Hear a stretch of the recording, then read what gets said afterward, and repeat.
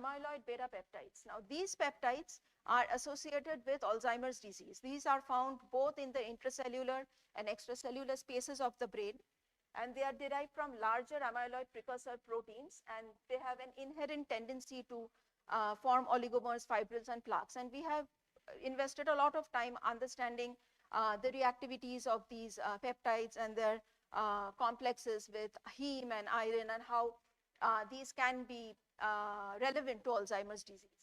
But today I'm not going to talk about any of these, but I'm going to talk about a novel reactivity which is exhibited by these peptides, and that is oxidation of polysaccharides.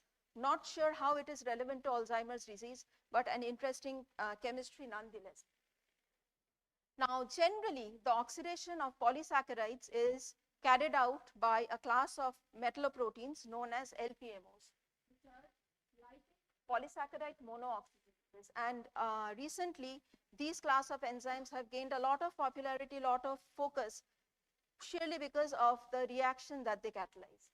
So they are involved in converting biomass into biofuel. It is quite difficult, as you will be able to appreciate. It is difficult to degrade cellulose, lignin, chitins, and then to convert it into something of greener energy that is picked up a lot of attention. And this type of chemistry, it is also being done by the industries. It has also gained a lot of focus industrially. And if we look at the active site of the LPMOs, it is a copper containing protein. It's a simple copper containing protein, but it does the oxidation of polysaccharides. And incidentally, we have been investing a lot of time on the copper A beta peptides relevant to Alzheimer's disease. But then recently we noticed that the active site environment of LPMOs and that of copper A beta is pretty similar. So the question is, can it do the same type of chemistry?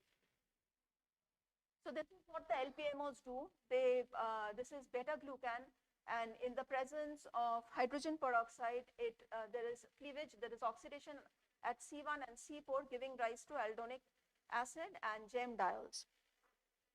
And the mass spec shows peak-to-peak separation of 162, which is characteristic of this repetitive unit of the polysaccharide, and also a mass shift of around 16 units because of oxygen incorporation, formation or oxidation at the C1 and C4 carbon.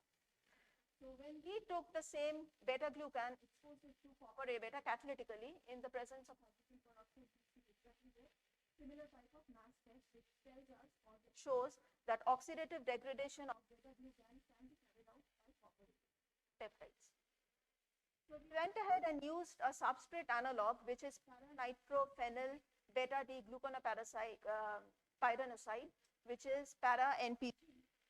This is the substrate, and the good thing about the substrate is in the presence of H2O2, there is cleavage of the glycosidic bond, and the product is para-nitrophenolate, which is a chromophore, and you can actually see it in absorption spectrum because it shows a band at around 410. So when we did the reaction, we exposed para-NPG and hydrogen peroxide and copper A beta.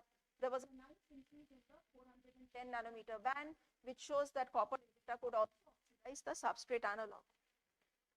We went a step further, and now we designed our peptide. So we started with the copper A beta peptide, and now we are mutating the residue so that it resembles more of the active site of an LPMO. And this is the modified peptide. First of all, we have to make sure that it binds copper. So it did bind copper, as shown by different types of spectroscopy that we have characterized it. But the most exciting thing was when we took the modified peptide and added hydrogen peroxide and the substrate analog, the para-NPG, there was an increase in the 410 nanometer band. And the even exciting part was that the reactivity was about 2 times enhanced than the parent. Yes, done. So in summary, again, I'll reiterate, copper A beta doing this type of chemistry, is it relevant to Alzheimer's disease? I'm not sure as of yet, but the fact that a human metallopeptide is capable of performing this challenging reactivity of polysaccharide oxidation is quite intriguing. And we've been able to design small peptides and their copper complexes which can perform this polysaccharide oxidation, a chemistry which has biotechnological potential. So this is where we stand. I would like to thank my group. The heme insulin study, it's primarily done by Pooja, and the LP work is being done by Jimmy. Fine. Thank you very much for your attention.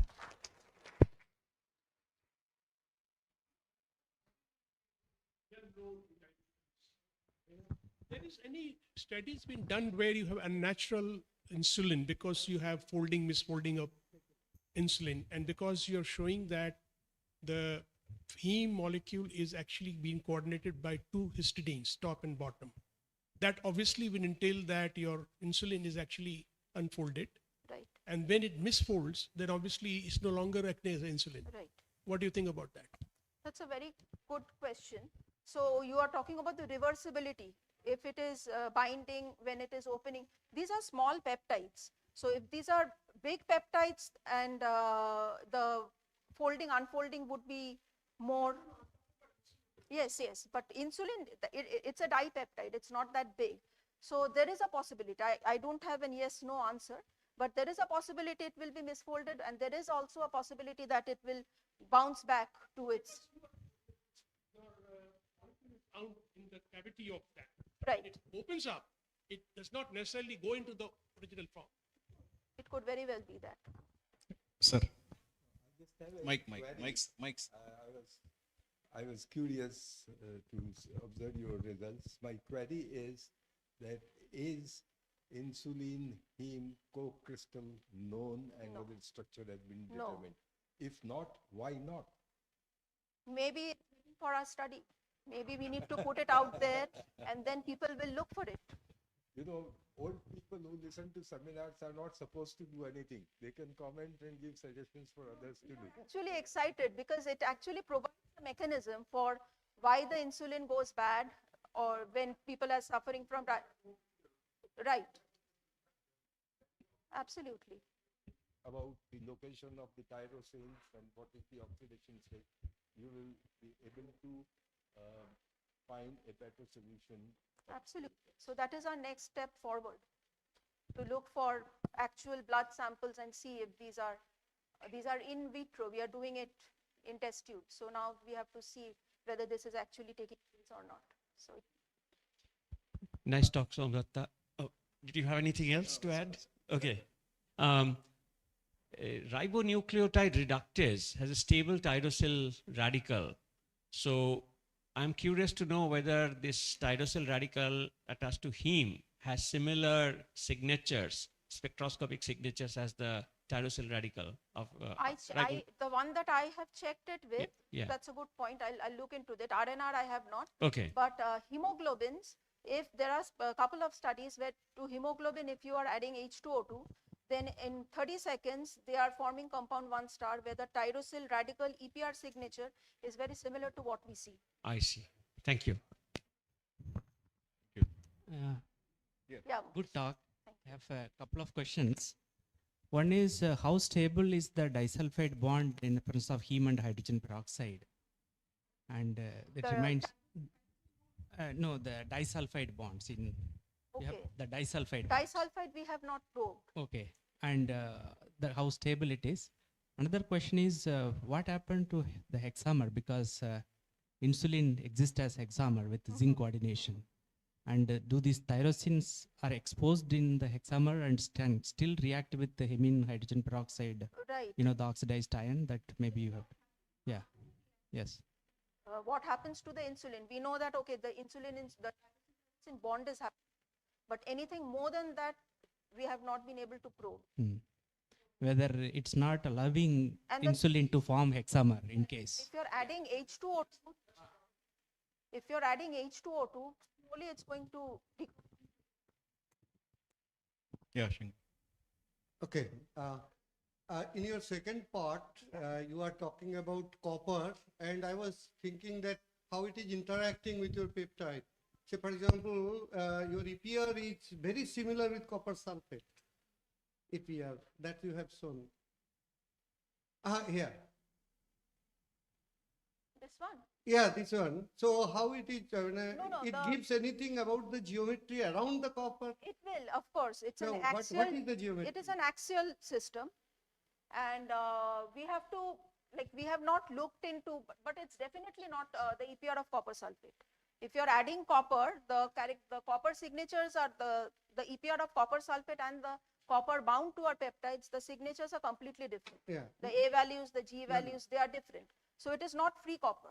Okay. So no, we know what that I am asking is that what about the geometry around the copper? Have you looked into it? We have not. We just bound the copper, but definitely from the EPR, I can tell you that it's an axial system. And since there are histidines, there will be histidine bound, because we are modifying, at least for copper A beta, I can tell you that there are 2 histidines. There is a terminal amine. So since we have changed couple of residues, the histidines will bind, the terminal amine nitrogen will bind. So even the amide CO bond binds. So we need to do but more you about can this. get all information from course. your EPR. Of course, we can get, and we can do even Okay. site-directed mutants to specify what is the coordination too. Okay, Thank you, one thank question from there. Just had a question regarding what Javed asked. Have you ever, you think it would be possible to look at the A chain, B chain and see separately whether you can do a negative experiment and then come back? Of course, we can. So this is work in progress, but that's a good suggestion. If we can separate it, maybe when the disulfide bond is not there, and see whether still the tyrosine, or we can, I don't know how easy it will be to get. We can mutate the different, there are 4 tyrosines, you can do different types of mutations to see which tyrosine is actually involved in the dityrosyl, but we haven't done that. Second one is the follow what Professor Mehta said, if it can be a stable complex, right? Do you anticipate in the future to nail it down as some kind of a biomarker for a specific disease indication? So which we may not have seen so far. Absolutely. So that is the ideal case scenario. We would like that to happen. Okay, so I can take one more last question. That's from me. So this dimerization, for dimerization, tyrosine dimerization, do you have any other characterization other than UV and fluorescence? Right now, no. But I'm going to do mass spec to see if I can get this tyrosine. So you can chop that peptides and you can try to characterize yeah. it. So that is what my students are doing right away. Okay, thank you. Sir, okay, one last question. That's it. Yeah. Why these ROS scavengers have no role to play in diabetes or any other, or tyrosine? No, I wouldn't say they don't have a role to play. I would say that the scavengers or the antioxidants, the levels go down for diabetes patients or Alzheimer's disease patients. The level of antioxidants go down. So ROS does have a role to play too. If we have our intakes of antioxidants from, say, mid-age, I think that would be helpful. So ROS does have a role to play. Thank you, Dr. Somdatta. So thank you both the speakers, Dr. Dharmaraja and Dr. Somdatta, and thank you for inviting us, 3 of us, to be part of this session. Thank you, Mr. Datta. Thank you to our chair and both the speakers for such excellent talks. Let's give them a big round of applause. We now have a photo session outside, so I request everyone to please assemble for the group photo.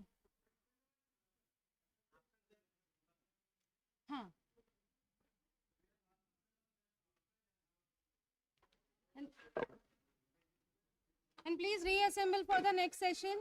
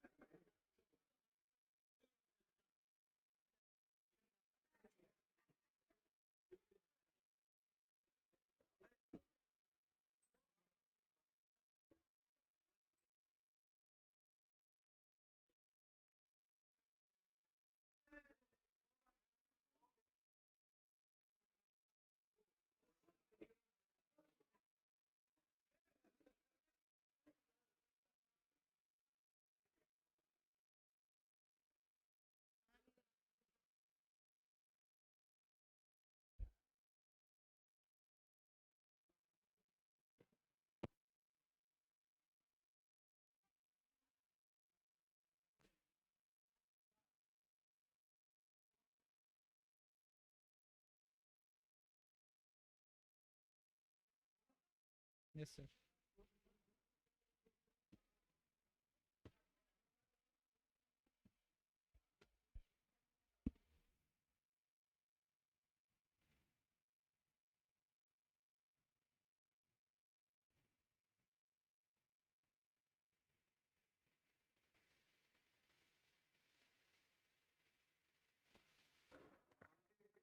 Hello, hello, hello, hello, hello, hello, hello, hello, hello, hello, hello, hello, hello hello hello hello इससे बढ़िया आ रही होगी, clear आ रही होगी। तुम जरा बोल के सुना दो हमको, हम सुन ले।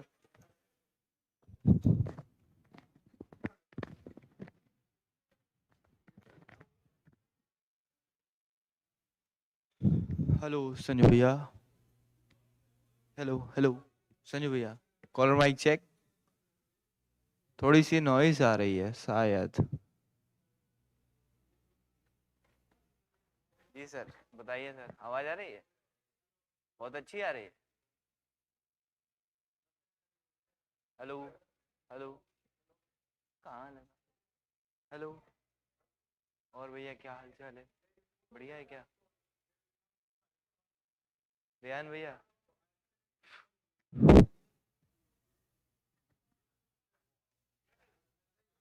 हेलो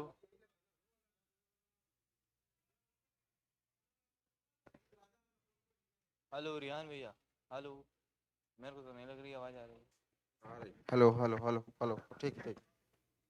हेलो हेलो हेलो, ये रख दो, ऑन ही रखना, ऑन ही रखना, ऑन कोई करेगा नहीं। ऑन लगा, तुम लगाते हो? नहीं, ऑन रहेंगे।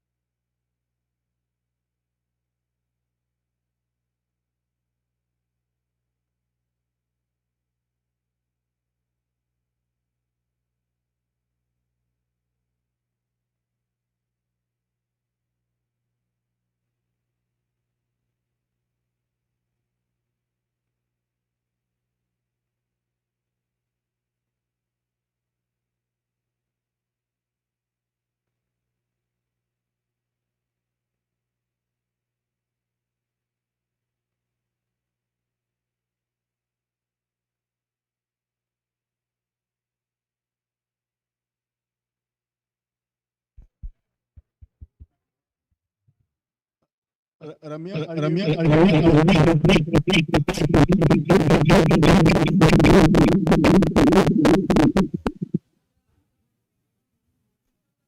We can hear you, but I think it's echoing.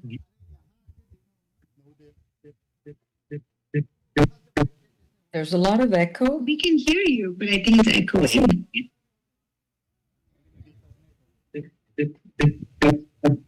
There's a lot of echo. We can hear you, but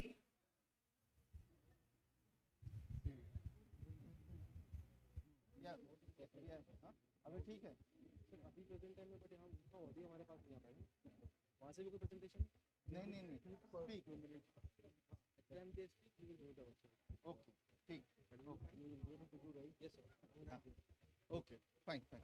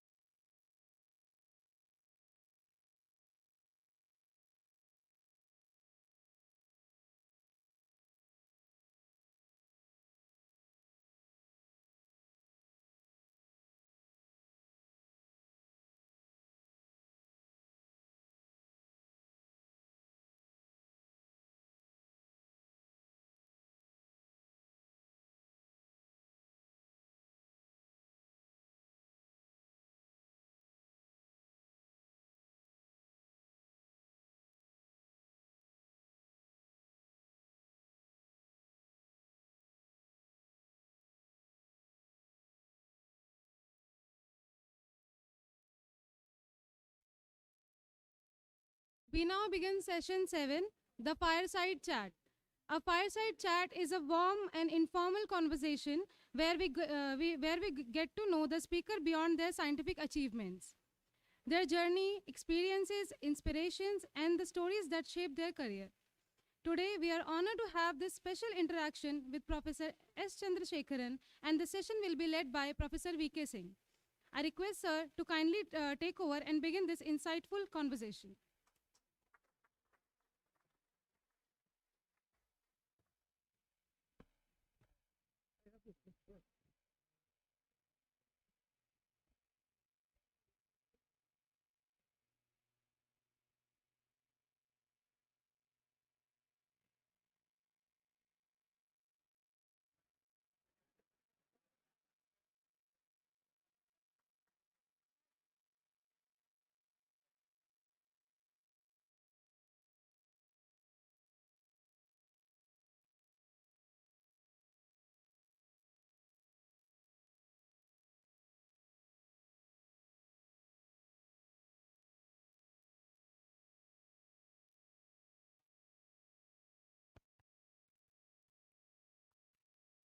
Okay, I think we'll start. Thank you, Professor Chandrasekaharan, for agreeing to this fireside chat. Hello, hello. You're okay? Yeah. You began your independent career at IIT Kanpur and concluded at IIC Bangalore. You have seen the life and system of both the campuses. We thought we could get a glimpse through your eyes of the experiences of working at IIT Kanpur and IIC. The young generation would also be curious to know how organic chemistry has evolved in the country over the past few decades and where it is heading. You joined IIT Kanpur on 9th January 1978 after completing a postdoctoral fellowship with Professor E.J. Kore at Harvard. Can you tell us what made you decide to join IIT Kanpur and what was your experience in the early days on the campus? Thank you, Vinod. In order to answer this question, I may have to go down memory lane. I may have to probably go back maybe 55 years at least. It was probably the year 1970, December. I was still a PhD student in the Department of Organic Chemistry at the University of Madras, working with Professor Swaminathan. And one day he told me that they're going to be a winter school in organic, the spectroscopy in IIT Kanpur, and whether I would like to attend this program. So that's the time I decided to come here. So my first visit to IIT Kanpur was as a student participant to take part in that winter school on spectroscopy organized by Professor C.N.R. Rao and Professor Narasimhan. In fact, that's the time actually I met Professor Mehta for the first time, 55 years ago. He gave a couple of lectures in that program.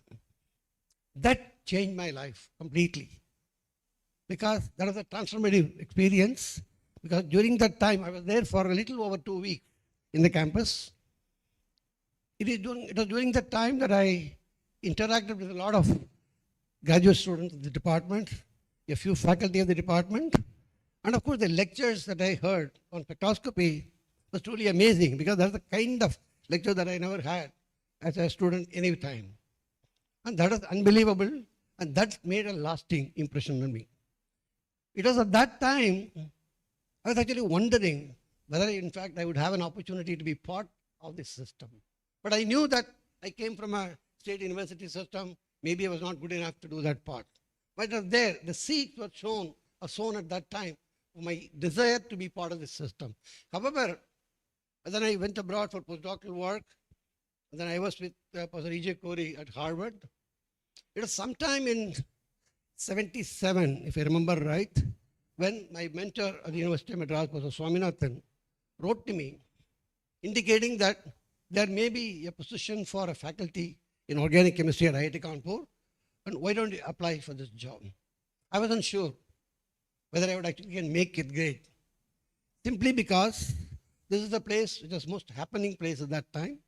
You had stalwarts of chemistry, giants of chemistry in the department, And I wasn't sure whether I will actually make the grade here, really. I had my own reservation. But nevertheless, because Swaminathan suggested this, I sent an application with a CV. That's all that we.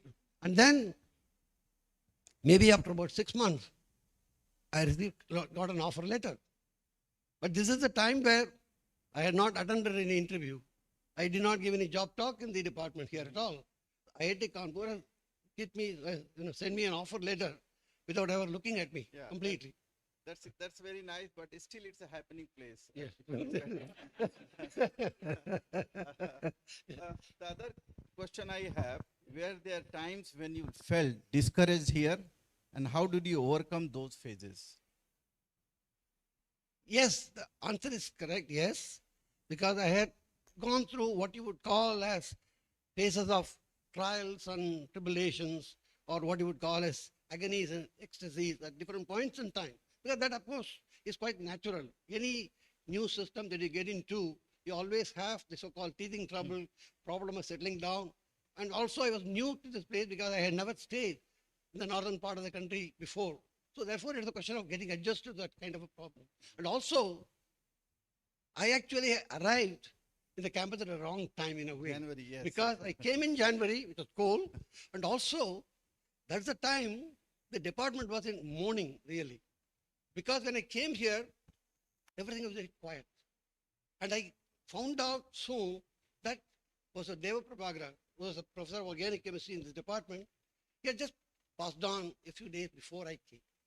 And it was a sudden, passed on due to heart failure, heart attack.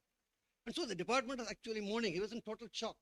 Everybody was trying to recover from that shock, and that's the time I arrived. I thought maybe I came here at the wrong time to join the department. That's the way it happened. You joined IC, which is a great institute, in May 1989, after spending more than 11 years at IIT Kanpur. Can you tell us about your experience working there and how it differed from life at IIT Kanpur in terms of culture, social life, governance system?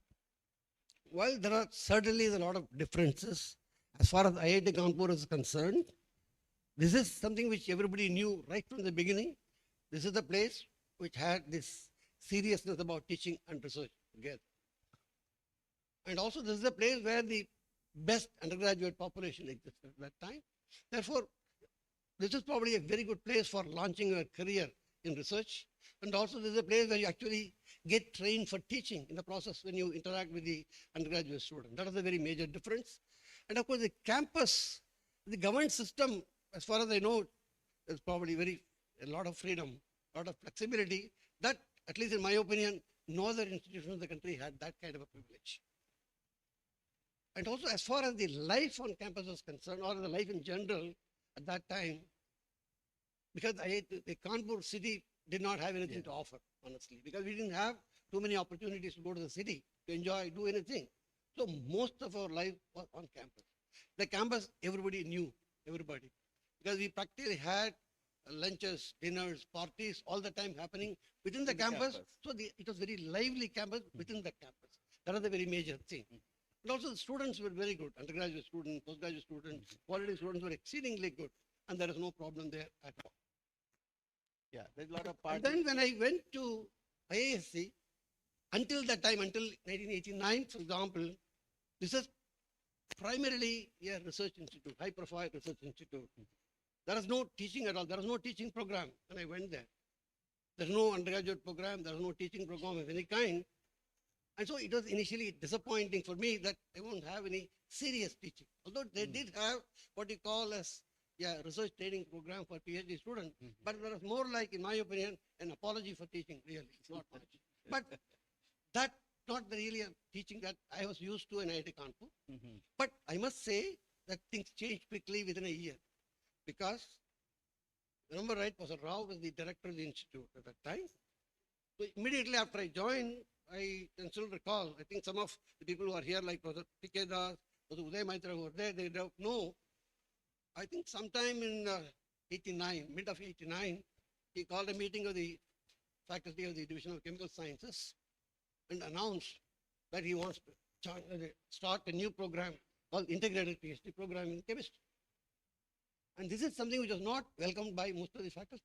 So most of them were not very serious about teaching. They thought it will involve a lot of teaching. Therefore, many were reluctant to endorse the program. But since Professor Rao is who he is, therefore there's not too much of an opposition in the formal sense. Therefore, the program started.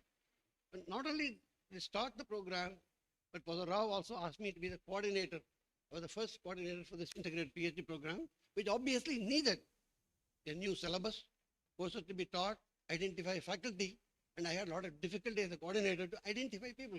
Because many people were simply not willing to teach. That was the atmosphere at that time. But of course, things changed. And of course, this program has been going on for the last 35 years and it's running very smoothly. But so the culture of the teaching thing has changed in IISc now.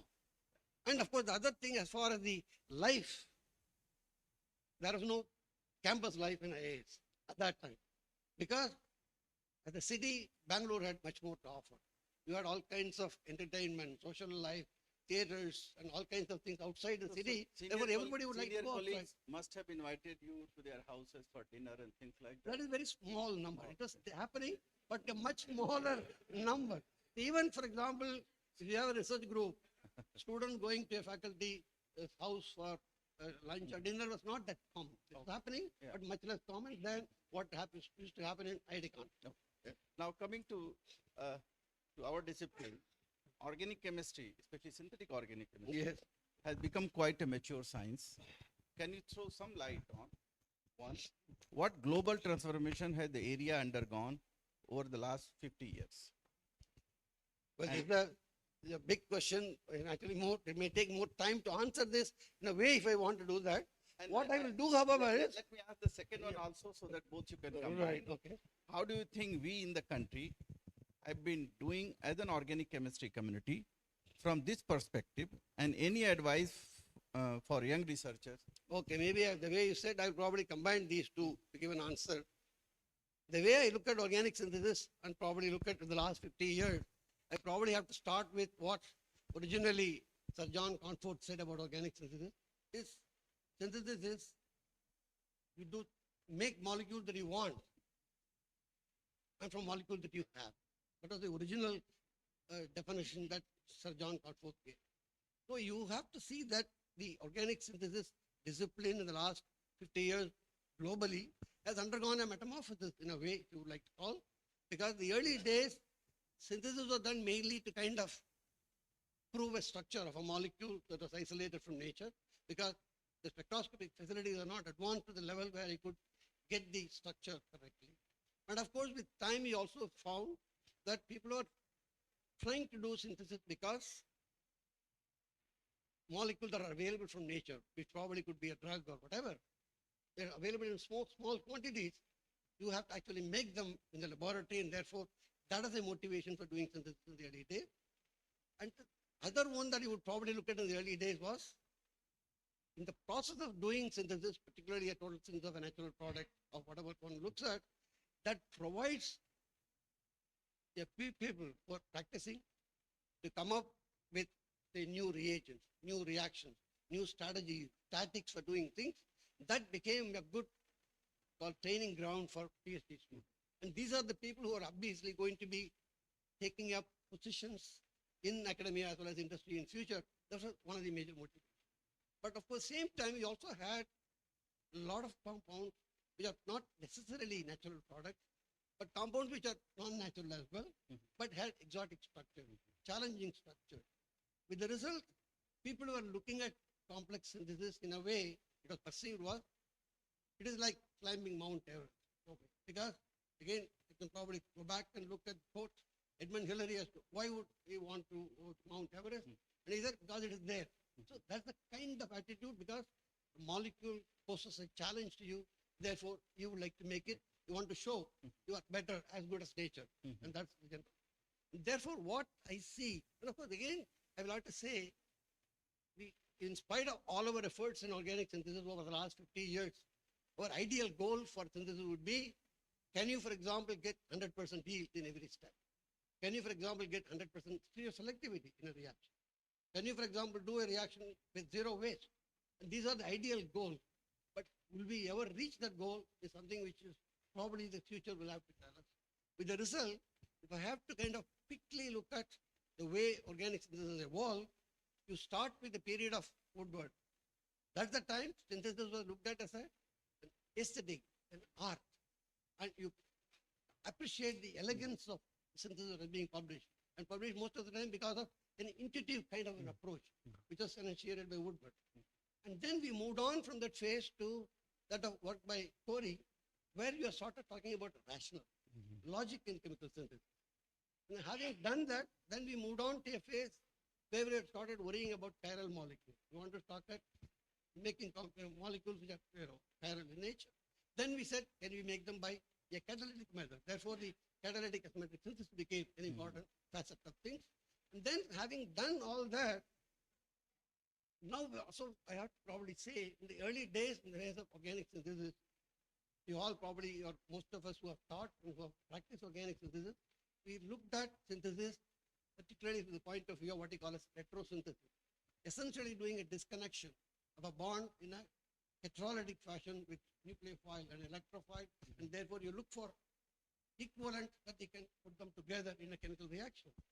But now, you will probably remember, about a month back, we had this lecture by Phil Barron in ISCD not too long ago. And now he's trying to look at a completely different perspective about doing heterosynthesis, where he talks about a single electron disconnection, radical cross-coupling process, which is a completely different way of looking at synthesis. So this is the kind of an approach people are trying to do now. And so, in my opinion, it is based on what many people say. You are going to have to make molecules which are useful and make molecules in more useful ways. That's probably the way the trend is going to have to be. We have a large number of PhD students here who are the one who do real science. And how can one stay motivated when experiments fail? Can you give me a message for them?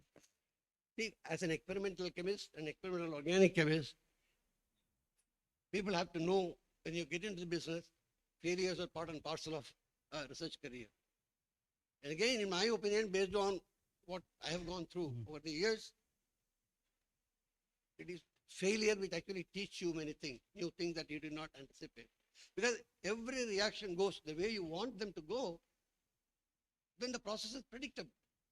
If everything is predictable, there's no excitement in doing science. So with the result, at least the way I would perceive, the failures think that you do not go the way you want. They are the ones who are actually the features for future growth. Very often you will have what you call as serendipitous results that come out, which are probably more exciting, more interesting, more useful than what you originally started with. That probably may not be as exciting. So therefore, in my opinion, failures do happen. We have to be prepared, except the support system. You have to have people who understand the problems associated with that. We have a good support system. You could actually come over this kind of thing, and ultimately, your passion for chemistry, passion for science is the one that will keep you going. If you don't have that, obviously it cannot that be is done. true. You have trained many outstanding students who are now having independent careers. What qualities do you value most in a student? Obviously, you would like to have somebody who can think independently, who would like to probably be resilient, hardworking, persistent, smart, who has the analytical abilities. And more than anything else, I would think the important quality that people probably do not think that is important, honesty and integrity.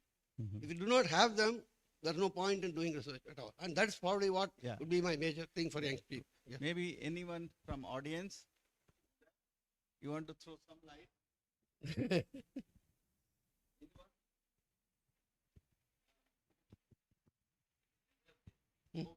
But I want the audience also to participate in this kind of activity. How do you see the future of synthetic organic chemistry in the country in the next 2 decades? I am what I would call as an eternal optimist. And I look at things, the goodness of things as I see. And of course, when I attend conferences, meeting, lectures by young people of today, I'm quite impressed. I must say that many of the young people of today, actually many of them are smarter than me, or many of the people of my generation. and they have more focus, and also they work hard, and they are also looking at problems which are probably at a cutting edge, and they publish papers of high quality in good journals, and more than anything else that I see, they are very confident. They are able to articulate their work very well. That's quite nice. And therefore, in my opinion, the other people may or may not agree with that, but I believe the organic chemistry in our country is in good hands. And therefore, there is Thank much you. better we can have. What do you think is the biggest challenge today's students face that your generation did not? See, we did work of children of my generation. We did not know what pressure was in working. Because most of the time, the groups where you are working, they gave you a lot of independence, freedom to do what you have to do. And therefore, and also, at best, there are not too many journals around. If you want to kind of go to a library, we all went to libraries, looked at journals. Most of the time, we concentrated on about 6 or 8 journals that you are interested in, where you would like to get the information that you want, and spend time in the library. And at that time, for example, we religiously, went with a notebook or a card of some kind, and chemical abstract was a Bible for most of us who are doing PhD those days. And chemical abstract is something that most students of the present generation, they have not heard of that part. But what has happened in the present day, at least the way I look at, is a so-called, we are looking at an internet-dominated world. So the information is too much, overload of information. And with the results, the number of journals that multiplied enormously. So obviously, very difficult for the student to decide which journal to read, which one to leave out. And many times, I think, based on what I know, many of them do not know where the library is there in any institution. They don't go. And most of the time, everything is done with your laptop or your smartphone that you have with you. Therefore, that is the culture of looking at things have changed. And I also find during our time when we were students, we had done more what you would call as a hands-on experimental work was better those days. Because you did many things because you did not buy them. Number one, you did not have the money, or our people did not have money. Therefore, many things that were kind of taken for granted that you bought from the market, you are actually making them in the laboratory. Therefore, that became a good training ground in these cases. But the present day students, they do not think they can make any of those in those kind of situations because that's the forgotten thing. Therefore, that is a problem. And other thing that I see, because the present day, the social media, the distraction for the present day students are enormous. With the result, they really don't know. They get distracted quite a bit away from their work that they're doing. And so very often people get into difficulties and problems. And so the mental health issues are much more today than had ever been before. And that, of course, is a serious problem that I think is happening. Having worked at two great institutions, IIT Kanpur and IC, what institutional traits do you think help research excellence thrive? In terms of governance, you mean? Well, or teach leadership. Anything, Okay, so governance, at least the way I would look at is the scientific, the research excellence of any institution obviously would have to be dependent on the quality of faculty and the quality of students. But as far as the institution is concerned, if you do not have a visionary leadership, then you can forget about it. Nothing can get done. You have to have visionary leadership, and you do not have too many of the so-called visionary leaders now who are supportive, who support excellence, and also people who can actually do the resource allocation to people who actually need, who are actually performing. And so this, and also try to promote people and try to see whether you can support collaborative work kind of thing. That's probably something which is part and parcel of a leader or an academic institution. If it's not there, the chances are that institution probably is not going to make the grade at all. Yeah. Okay, the next one is, I like to involve audience also because this is extremely important in today's world. You had a successful career which comes with huge time commitment. Yes. And time is, everyone has only 24 hours. Okay. And 6 hours goes unpaid. So by default, one has to sacrifice many other things. Correct. How did you balance your professional life with family responsibilities? this is, I'm not sure whether I have actually done a very good job at that to start with. But generally, if one is going to have to do your balance, you have to have the time management, is what you will have to prioritize and allot a certain amount of time for devoting to research, devoting to your family. And you have to have a communication with your faculty, your family, as to why and what, because many times you may not know why is it that you would like to go to a laboratory after dinner, for example. So it's something that you will have to communicate with your family and make sure that they understand what is that you're trying to do. That means if you have a supportive family system, for example, in my case, I actually did not spend as much time as I would have liked to or I should have done. You know, we had raised 2 daughters. Most of the so-called brunt of the family thing was taken care of by my wife at that time, and I was blissfully unaware of many things that were happening in the home front. But it's not as if that I had not taken my family for to movies or maybe restaurants or on vacation, which I did. But looking back now, I feel that maybe I could have done more, which I obviously did not do. But in my case, I must say that my wife actually acted as a protective shield in a way. And therefore, I didn't have to know many things, but still I was able to manage things. And therefore, it was okay. That essentially means you have to have the time management. If you can do properly, things may be okay. Jayanti, you, of course,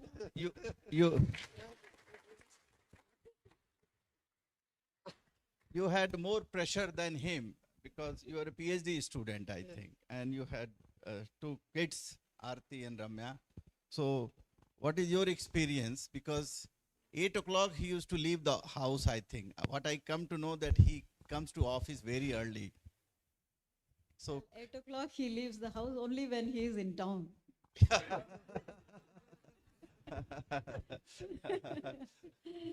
So, I mean, it is not only for me. I'm sure many, many ladies in this room identify with that. All spouses of scientists. So, it's normal. We are capable. Maybe any advice, senior people in audience, Satyamurthy is here, Ramasamy is here, can give it to young people. I am not able to see them. Oh, okay. Yeah.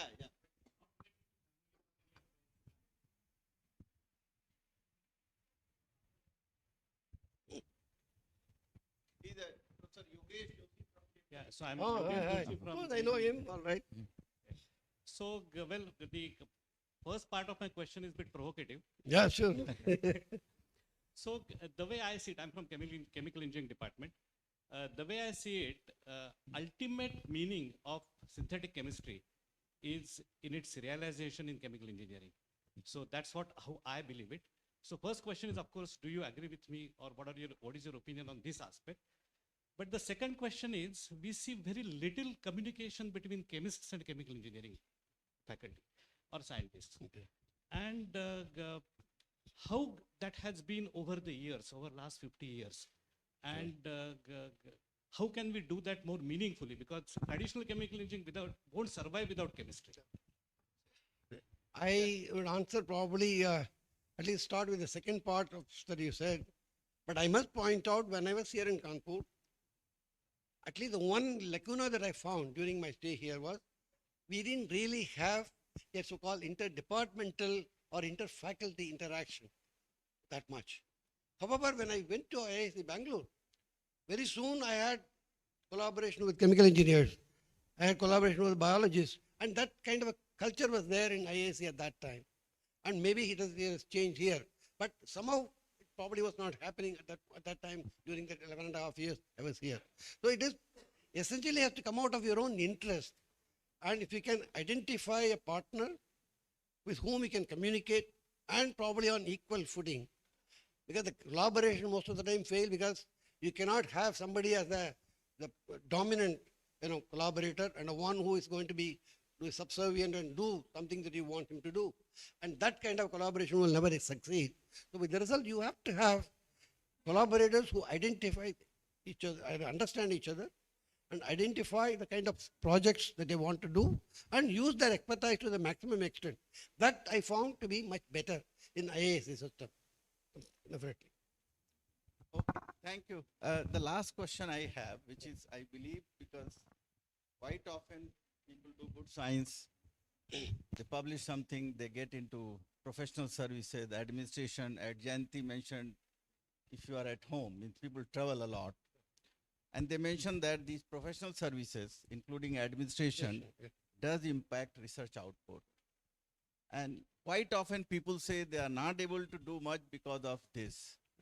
So any advice to balance both? Because you have balanced it. We have Professor Govardhan Mehta, Professor C.N.R. Rao, and Satyamurthy, and Correct. several others Correct. have been able to excel at both the front. Correct. Whereas large number of young people say, I'm not able to publish because of administration. Yeah, that I do not agree with that view. See, because in my opinion, just like the professional and family life and professional and administration, there are two different kinds of ways to look at. Whereas the minute you are looking at professional and family life, you have no choice. There is an obligation. You have to perform for the family. But it's not true for your administration. Administration you take up on your choice. You have a choice to take it up or you don't have to take it up. But at least the way I look at this is doing justice to both. It is more like a tightrope walk, really. And not everybody can do tightrope walk.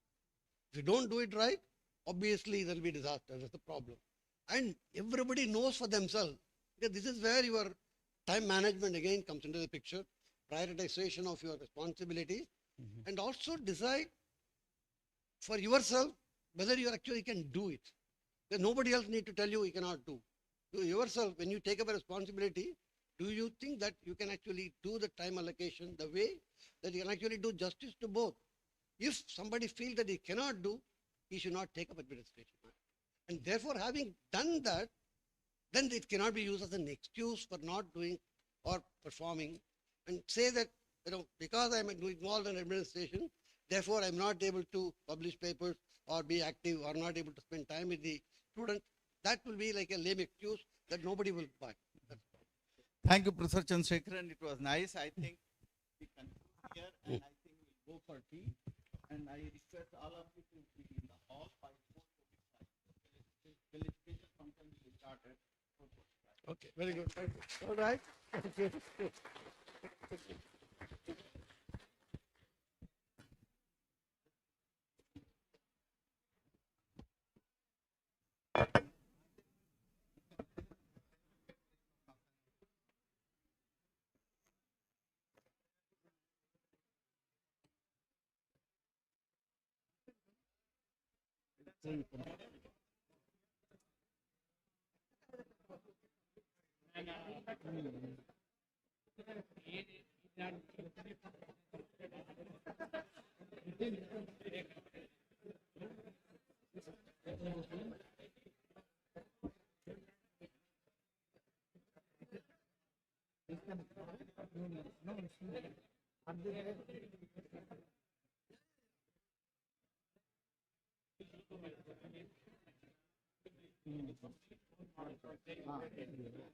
So I'll tell them that we have a break of half an hour.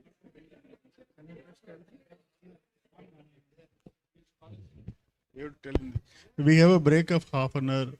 So we will start the program again in 4:45 around. 4:45. Okay. Right there.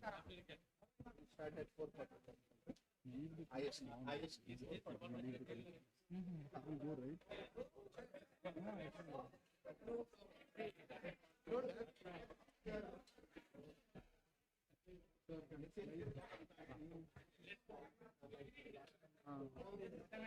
You have another okay. Fire side fire we can switch off, but you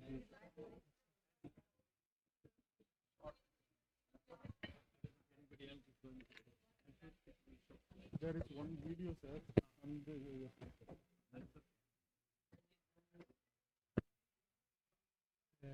this one. Pull it out and put it on.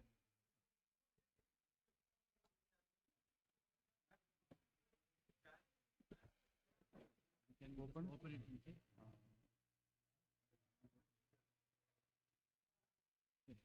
Good. Go back. Go back. Sir. 50, 47 years. 50. Great.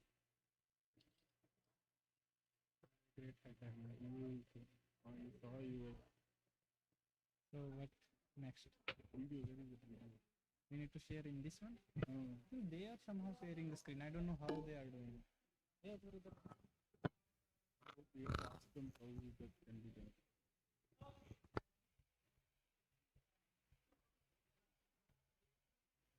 आप भी उधर से zoom share करते हो क्या screen? They are doing YouTube. Then we have to do पे भेज रहे हो स्पीड हमारा आपको जो भी जा रहा है. जूम पे आपका फीड इधर कैसे जा रहा है? आईटी कानपुर. हाँ आईटी कानपुर तो आपके पास ज्वाइन है. आप शेयर किए ना screen? No. They joined here in the. Sir. Yes, sir. Yes, sir. We have. You. Yes, sir. Yes, sir. That time we will share and then play. Okay. First I will share. Where is the video? What we will do? We open the video and then keep the window alive. Then we will just share that window and then play. That time we have to be here. Where is the video? Open the video. Open the video. No, not this one. Not this one. Open this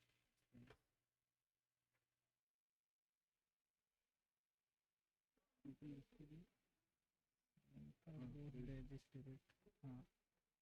This is the one. No, not this one. First one. This is the one for the. We will place it.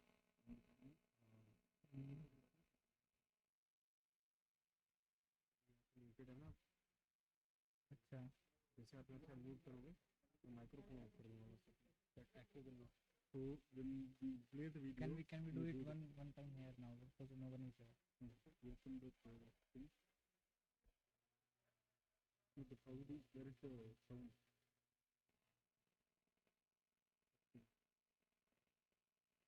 Okay. करूँ play?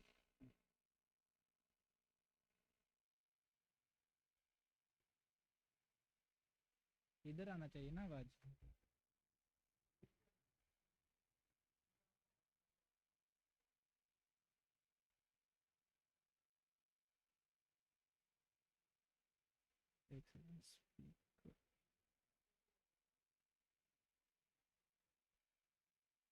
वो किया मैंने.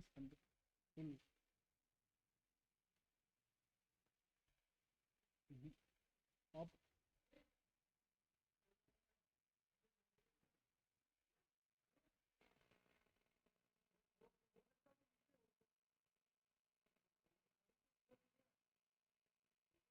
Did before, without the zoom thing, without this thing, this is like speaker. This one. Directly go to.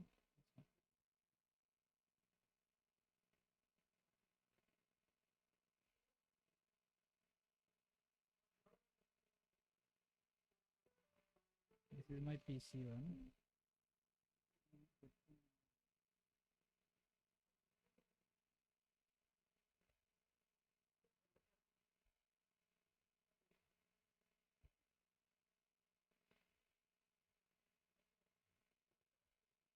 So we shared now. Stop sharing if I do, and then I will play this one.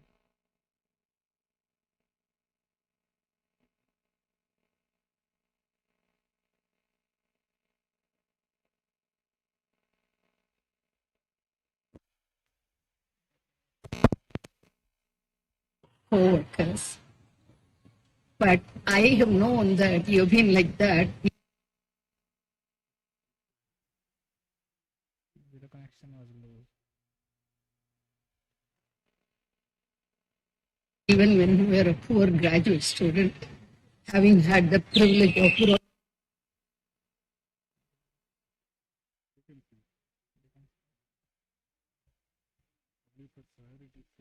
ठीक है.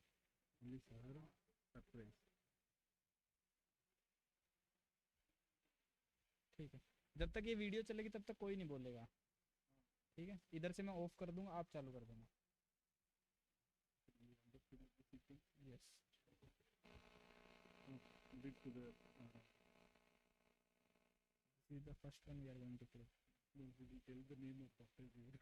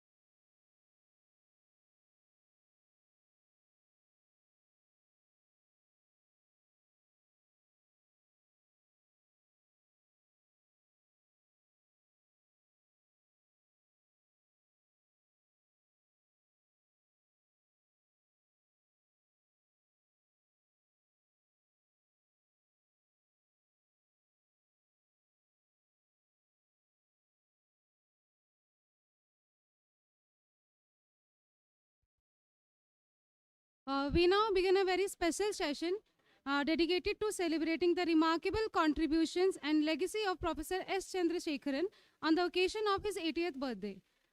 I invite Professor V.K. Singh to please come on stage and take over the proceedings.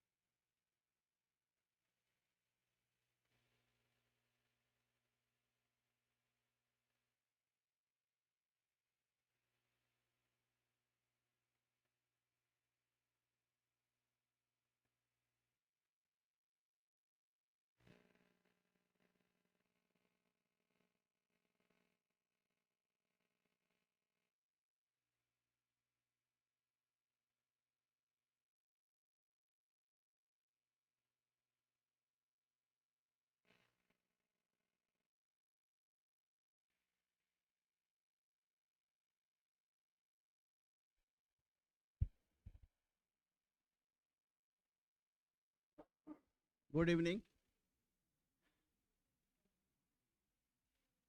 Now, this is a special session to commemorate and felicitate Professor Chandrasekaharan. Hello. To commemorate Professor Chandrasekaharan on his 80th birthday. He has made significant contributions to the system and to ITK, so we felt it was appropriate to acknowledge his contributions and felicitate him over here. This is where he built his career, where both his kids, Ramya and Aarti, grew up, and Jayanti, his wife, became an alumnus of the institute. She got PhD degree from here. Aarti, the younger daughter, was born 41 years ago at the Guru Nanak Hospital in Kanpur. Professor Chandrasekaharan was born on November 15, 1945, in the southern Indian state of Tamil Nadu. He completed his college education at the Ramakrishna Mission, Vivekanand College, affiliated with the University of Madras, where he earned his graduate and master degree. He later obtained his PhD from the same university in 1972 under the guidance of Professor S. Swaminathan. He then moved to the United States, where he pursued his postdoctoral studies in the laboratory of Professor E.J. Corey at Harvard University from 1973 to 75, followed by a position as a scientist at Syntex Research Lab in West Coast, 75 to 76. After another year of research as Corey's lab, he returned to India to join IIT Kanpur as a lecturer in chemistry on January 9, 1978. After approximately 12 years of service, in fact less than 12, 11 and a half or so, he relocated to the Indian Institute of Science in May 1989. As a light note, young researcher can always relate his age, 1989 minus 1945, which is 44 plus. It's the age for special recognition in this country, which was announced in 1990. And he was a worthy recipient, giving free credit to ISC, where he served in several key academic and administrative positions and contributed immensely to the growth of ISC Bangalore. Professor Chandrasekaharan is deeply respected and widely recognized for his remarkable contributions to teaching, research, and professional service in the country. On behalf of my family and everyone gathered here today, I wish to express our heartfelt admiration and gratitude to his lifelong dedication and service to science, education, and professional life. Personally, I have learned a great deal from him, especially his meticulous preparation, clarity of thought, and commitment to perfection. He never resorts to ad hoc decisions or shortcuts. When he takes on a responsibility, he gives it his 100%. With this, I extend our warmest wishes to you, Professor Chandrasekaharan.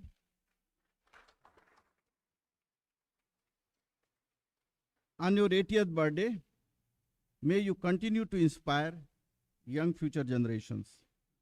Now I call upon some people who were associated with him. I apologize for selecting only a few names. In fact, few became little more, primarily due to time constraint. But of course, people who want to express anything, they can express in the evening also or dinner. So first I would like to invite Professor Govardhan Mehta.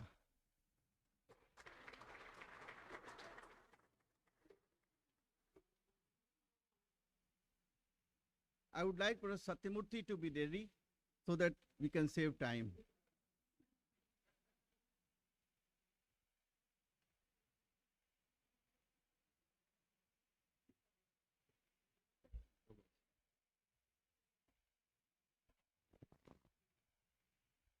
It's very difficult for me to address Professor Chandrasekaharan as Professor Chandrasekaharan. No? Is it, they said it's not audible. Is it audible? Okay. Okay. His 80th birthday also coincides with 53 years of our friendship. As Chandra himself had mentioned, that we met for the first time on this very campus when he came to attend a winter school, and I was a young, immature, rookie faculty here, was asked to deliver some lectures on spectroscopy, which I had hardly any experience with. And there we met, and I could identify that there was a real young, bright person there attending, because most of the other people in this winter school were elderly people. Am I right, Chandra? All your participants, you were among the very few young people. So that's how we met and came to know each other. And in last 50 years, our friendship has grown from strength to strength. We must have met at least in 15 different countries, attending the same meetings, and I suppose countless interactions within the country. We have developed good understanding. That's the way the scientist's understanding should be there. In my case, I am very particular. If I sense that somebody is a crook, I will never engage with that person. But the fact that we have worked together for 50 years speaks very highly of Chandrasekhar. I also feel that I find very odd to address him as Professor Chandrasekhar. It's so artificial. I always for 50 years calling him Chandra. So I hope, Professor Chandrasekaharan, you don't mind. I continue to call you Chandra, both formally and informally, as I always do. Professor Vinod Singh has read his CV. It is also, I think, there in the book of abstracts, which gives details of his very many contributions, and they're all very inspiring. I just want to mention one thing that many young people who are organic chemists, who are interested in synthesis, should say, which at least was not there in what you read out, that his work at Harvard with E.J. Corey resulted in the total synthesis of gibberellic acids. That was a very, very challenging target in those days. For those of you who are not familiar, gibberellic acid is a plant growth hormone. It has a complex structure. The structure was known through a lot of crystallographic studies, but synthesis was very tough, even at Harvard and with Corey's genius in synthesis. But Chandra, along with, I think you had one or two more colleagues, they were able to crack it. And at least I know that at that time I had just started my research career. So my ambition was, can I make gibberellic acid? We started doing this, but like so many such ambitions, that also crashed because we were not just good enough to make it at that time, and nor were our conditions good enough. So he also has to his credit and achievement, which will be long remembered, coming from his postdoctoral research. You know, it's very difficult to describe Chandra. I think I can say on the occasion of his 80th birthday, he has lived a life very well. It's a well-lived life. I think very few people deserve that accolade, a well-lived life. I regard him as a person for all seasons. Many of us find him extremely amicable. I hope Jayanti has no objection if I describe it as one of the most amiable person that we know in profession. He's soft. Maybe you can let out, Jayanti, some secret. Have you ever seen him angry? I haven't seen him. Despite having attended dozens and dozens of meetings. Generally very helpful, positive. These are important attributes. And like many of our notorious scientists who are really not scientists, but move around as scientists, are always playing tricks behind you. He doesn't do that. Among the few who doesn't do that. That itself is a great credit to him. I don't want to embarrass him by saying too many things about him. Gibberellin. Very good. That's what gibberellin is. Yeah. And it was, you know, today it may not look so tough, okay? But in those days, it was. Today, I mean, organic synthesis has advanced so much. The repertoire of methodologies has been so much enriched that I can say with confidence that there is no molecule which cannot be synthesized today, given necessary resources. But, you know, we are talking of the work that he did in the 1970s, and the world has changed enormously since then.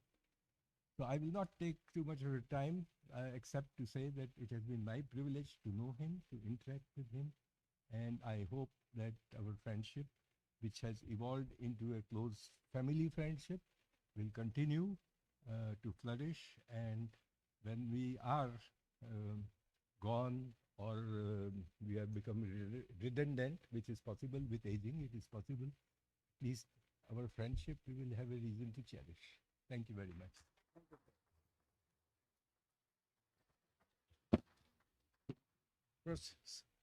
Satyamurthy and Professor Chandrasekaharan grew up together. So I would like Sati to. Okay, somebody should. Yeah, well, he is showing the slides. I just want to say, Chandra mentioning about gibberellic acid made such an impression on me. Anytime I look at grapes being sold in the market, if some grapes are drooping out, I always suspect it has been dripped in gibberellic acid. And it's 2 minutes is not enough to talk about my association with Chandra. I will show 2 slides.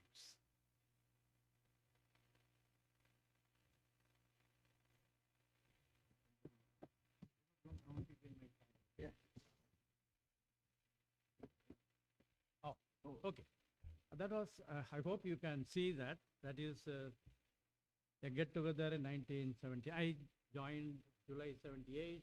Said January 78, Chandra joined. And I think this was circa 1979. Of course, Jayanti can correct. She can calibrate based on Ramya's age. Aruna is here. That means it must be 80, late 79, 80.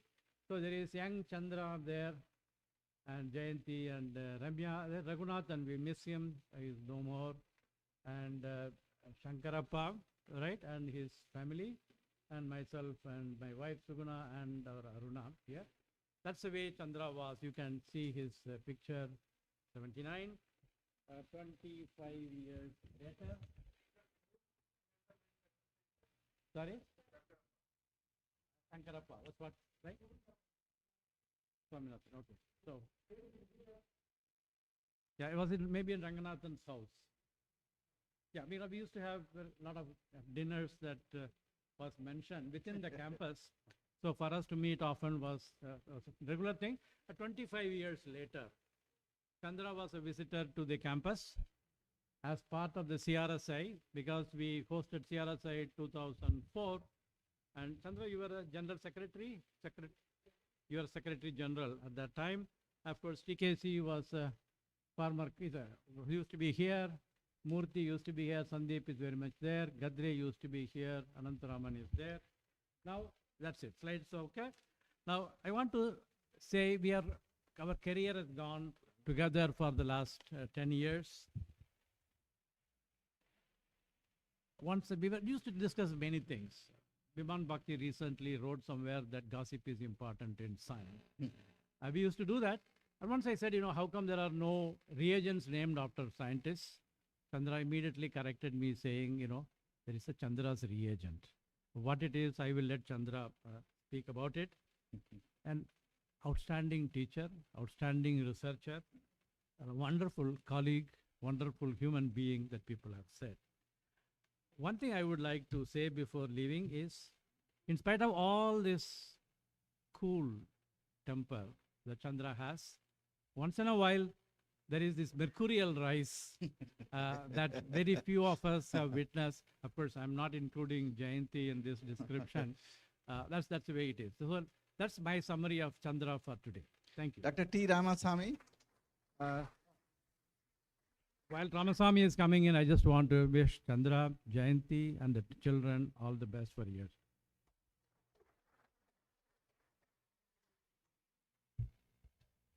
Well, I join the prayers and wishes of the entire academic family, extended family of CN and Jayanti, in wishing them happy birthday and the great Sadabhishekam. 80th birthday is very special. And we all wish them a very long and productive life ahead. SCN knew me 58 years ago. I was a BTech student in AC College. He was doing PhD in Prof. Swaminathan's lab. And as an odd man out, I used to go to the lab and I used to teach us organic chemistry. So I'm one of those who has been inspired from my undergraduate days by the likes of SCN. As you know, I dabbled with inorganic chemistry, and we have thiocyanate, SCN, and we call it ambidextrous. There's two centers to interact, both sulfur and nitrogen, and it can bind to both hard and soft, sulfur to soft and hard. I think SCN by name, I think he is able to connect everybody, and even people like me and very good people, many of you here. That presents an unusual character of the individual. I have come here essentially pay my tribute to the personality that he spoke. To me, he is a personification of what the universal values that ancient civilization of this country spoke about. He was not just, you can't be put into just an organic chemist or a specific person. He was a good human being and a great value system.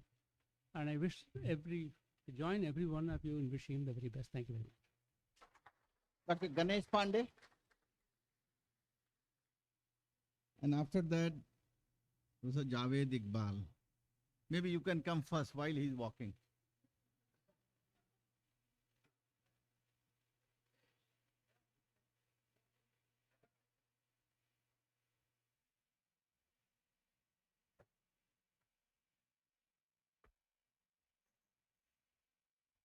Thank you, Vinod, for inviting me to say something on the 80th birthday occasion of Professor Chandrasekaharan, whom I know from 1986. In 1986, I was very new to IICT, and he was visiting Hyderabad IICT for a conference. And then he came around and talked to me, who am I? And we again met in 1988 in Hassan meeting. In fact, we traveled together in the same bus seat from Bangalore to Hassan.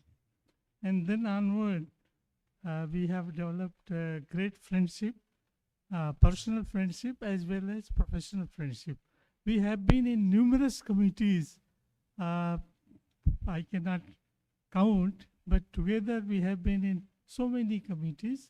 And then we traveled to so many countries when we became the editor of, he became editor of Tetrahedron Letters and I became the editor of Tetrahedron. And he is the most likable personality. He has the most likable personality.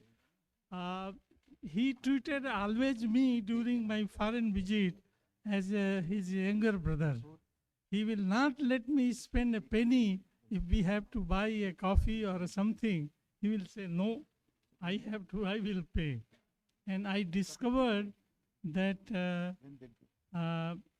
he has this very good knowledge of the gadgets. Somewhere in Europe, Austria, he had to buy something for his computer or mobile. And we traveled by metro to so many places, and some place where is a huge store, and he asked the person, the salesman, and that fellow could not understand what is the material. Then he explained to him, and he says, sir, no, we don't have now, but we can give you 2 days later. But anyway, that is his knowledge about, other than organic chemistry. Everybody says that great organic chemist, which all of us know that he has trained generations of organic chemists in this country. And I hope that he will continue to do so and inspire so many people, including me. Thank you very much. Professor Javed Iqbal.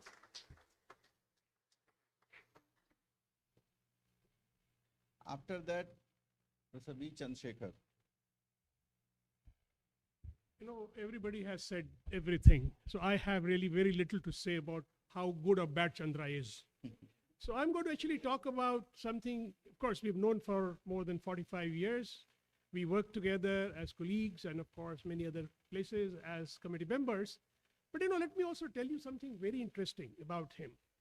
There are so many directors sitting here in this august audience. Chandra was very clever. Most of these directors were lured into becoming directors, and later on, you know, what happens to directors. He remained very careful about not becoming director. Perhaps he's only one from this institute or even outside who did not become a director. Otherwise, our department is known to nurture and is a breeding ground for directors. So I think, no, but I think let me also tell you something. Chandra and I, apart from being, we are also cricket players. Many of you perhaps know, may not know, he used to play on this ground every Saturday, Sunday. Chandra is a leg spinner. And he was much sought after leg spinner because we only had one leg spinner in our team. And Chandra was always sought after. Every Saturday morning, Kalyan Banerjee and all these people who so many of you may know would knock at Chandra and my door saying, look, we are really short of the players, please come. And Chandra would always agree. So I don't want to really say too many things. You've already said it. Wonderful man. Never seen him very angry. Always very amicable. And I think his life has been an example how a life should be led. And I think I completely agree with Professor Mehta in terms of describing a person's life who's almost fulfilled. One thing I didn't like about, we are giving him tributes at his 80th birthday as if that he's going to retire tomorrow. I continue to request him that life begins at 80. Thank you very much. V. Chandrasekaharan. After V. Chandrasekaharan, Madam Ila.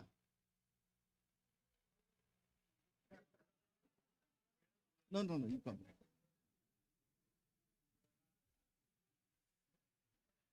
So,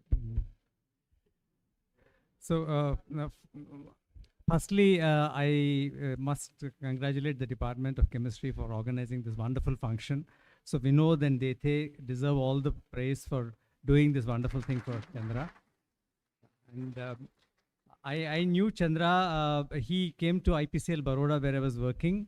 And after he in fact was the person who brought this news that I was selected at IIT Kanpur. And when I came, there were 3 Chandras. That was me, the last Chandra. But of course, he'll be always the preeminent Chandra. And unfortunately, there are none today. And I think if you want to take this department again to its past heights, you need to hire one Chandrasekhar or Chandrasekaharan. Chandra is a wonderful person, as everybody has said. And Sudha and I join in wishing you all the best, and you and Jayanti and your family. We also share, apart from the name, my daughter is also Aarti, and she also lives in the US, so we also share other common features. And of course, Chandra has a wonderful host, and also is a person who is very warm. Whenever we had the occasion to meet and either go outside or meet in their place or our place, it has been a delight.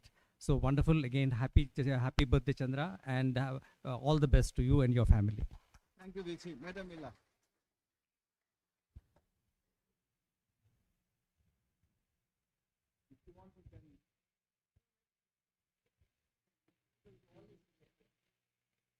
After Madam Mila,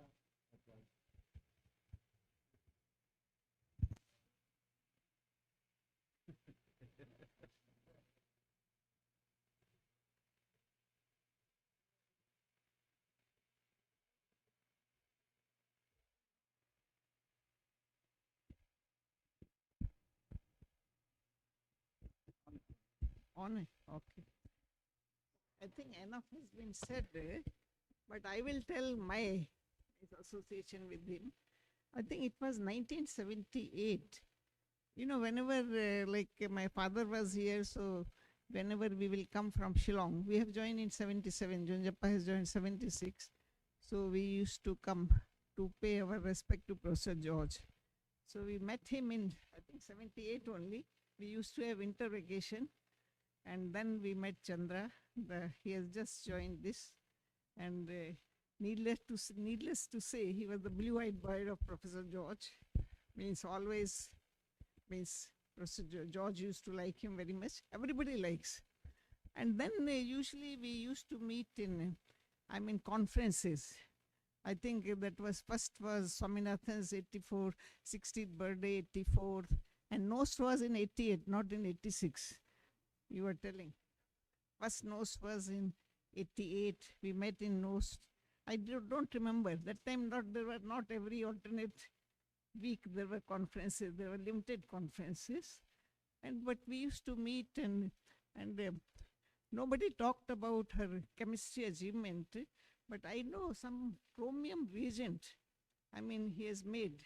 I don't remember the exact formula for oxidation. That is known also Chandra's reagent and all. And then he did lots of that molybdenum, sulfur compounds and all later. He continued like this. I used to read his papers. I was an examiner also. Sometimes we'll come to IC because that was Junjappa's place and all. But more than me, he was more associated with Junjappa. When we moved to, he was a good friend of Junjappa when we moved to Bangalore, belonged to drinking club. So whenever Junjappa wants to drink, just phone Chandra if he can come. So, they were good friends.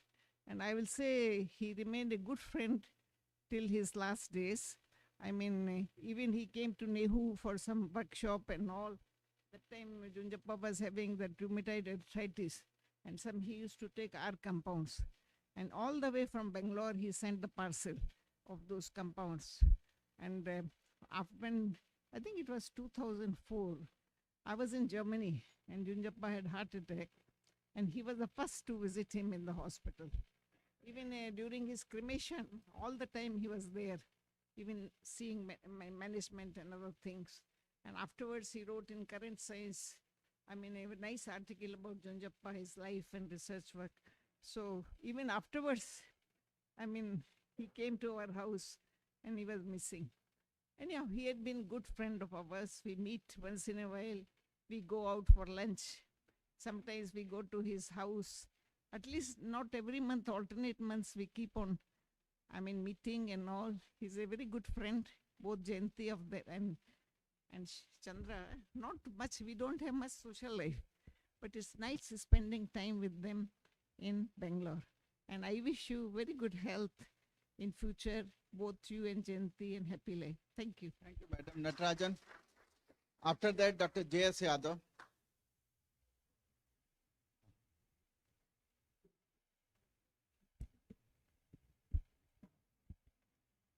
Good evening. How do I address Professor SCN?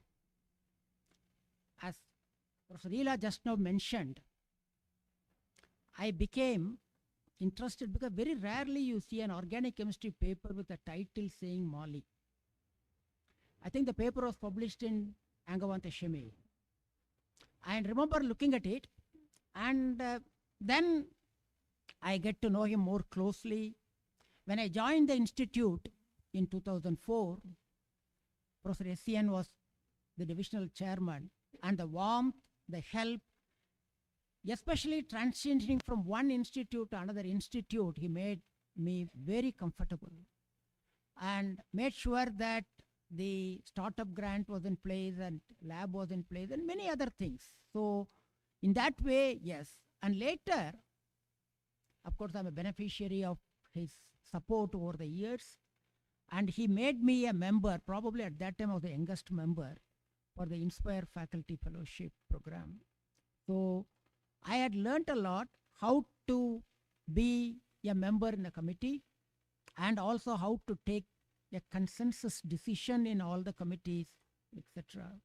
And at this juncture, there are a lot of people who had to speak, and I would like to wish, of course, we have met myself and Professor SCN family-wise many a time.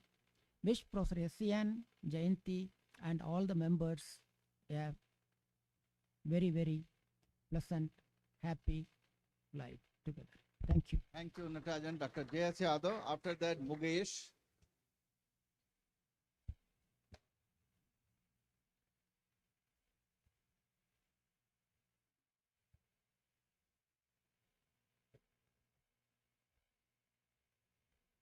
Thank you, Vinod. First time I have met Chandra sometime in 1980. At that time, he has a big beard. And when you saw him without beard, actually, I could not recognize him. His face was so much change. Anyway,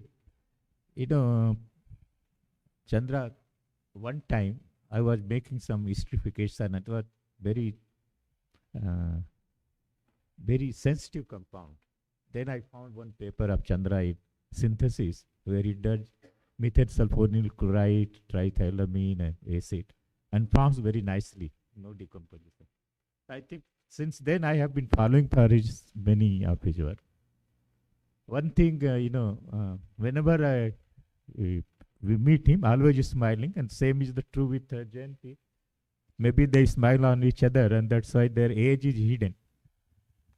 Sometimes my wife asks, he looks young. He is younger than me. I said, yes, because he keeps on smiling. But anyway, it is very good. Actually, normally we call it Sahars Chandro Purna, that 80th birthday. I was just checking. Really, it is 1,000 moons, full moons. Then it came out only 987. So it's still 13 sart of 1,000 moon. So maybe we have to celebrate again that Saspuna program. One thing I can say that, he has good student, lot of student who is doing good work and all those things. Only thing, beyond 80, be little philosophical and think about that what we have contributed to society or what we can contribute to society from now onward. Because that is the one all of us has to think. Because we spent a lot of government money on our salary and all those things. We do have to give back to our society in some form or other. And that, we have to think of. Of course, management, teaching and all those things are there. But at least you can do something, and we can emulate your student to do other also, to think about some different, other than doing just publishing paper, good paper or all those things. What do you contribute to society? With this word, I like to wish him long life on my own behalf and also on behalf of my wife Janki. Long life, happy life, and keep smiling. Thank you very much. Thank you, Dr. Yadav. Mukesh. After this, P.K. Das.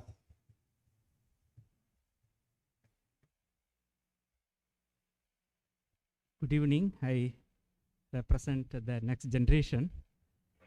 It's a privilege and a personal joy to speak on this occasion as we celebrate Professor Chandrasekaharan and his remarkable journey in chemistry and life. Over last several decades, the story of organic chemistry in this country cannot be told without his name.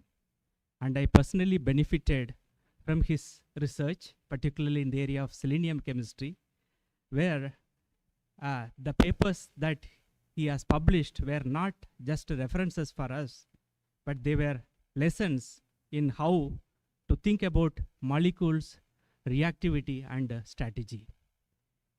His impact actually has gone beyond his own laboratory as a leader in our community through his initiative in CRSI, where I was also associated when he was a president of CRSI.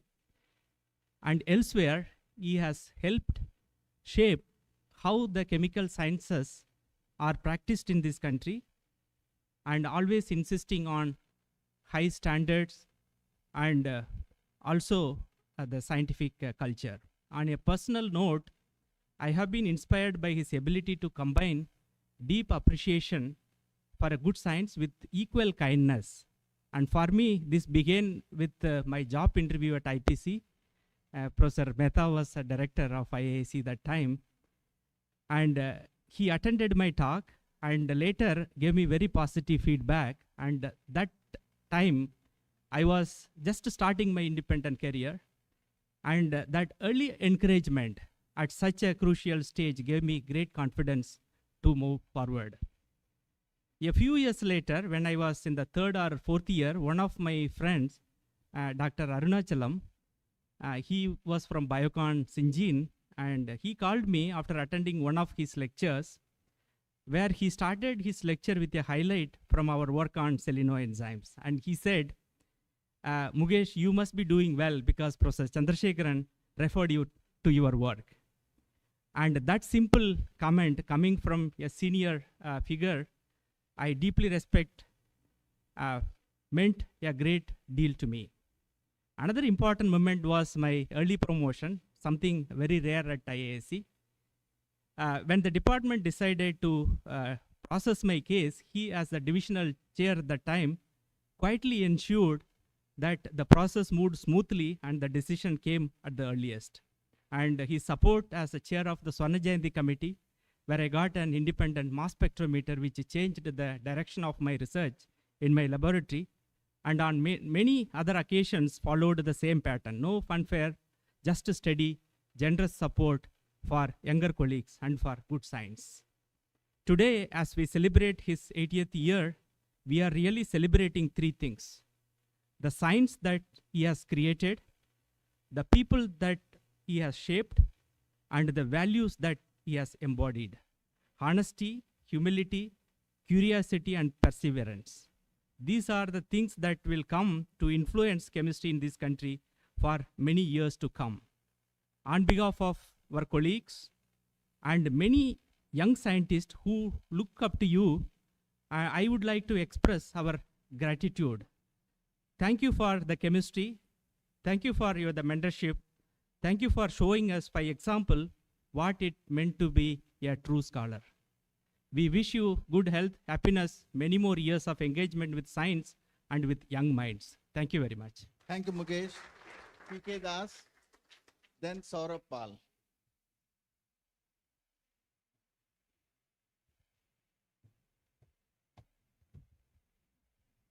Well, I'm of course delighted to be here. And I thank Professor Dete, Vinod, and others for giving me this opportunity. But why am I here? Well, two of my good friends have already raised that question and raised their eyebrows. How come you are here? In fact, I'm an experimental physical chemist, and for some reason I'm not supposed to be here. So let me see if I can come up with some good reasons why I'm here. Myself and Professor Chandrasekaharan started our careers in this campus around the same time, in 1978. So since then I know him, okay? And he taught us the first organic chemistry course, came 402. In those days he was actually nicknamed as SC. It became SCN when he came to IISc. Because there's one Sosale Chandrasekhar there who was also SC. But anyway, so that's a different thing. And he's known to his friends, of course, as Chandra. So he taught this course, and recently he returned me my final year answer sheet, and I got 93 out of 100 in the final exam in that course. And he actually kept it for so many years. And he returned it in Bangalore. That means he carried it from Kanpur to Bangalore. Now, how many teachers you know that have done that? For any of you, please come and see me and tell their names. Okay, and this is what he did actually. And so that you can see what you want to actually conclude from that. And in that course, what happened was a friend of mine. He didn't do the synthesis very well, at least not on the answer sheet.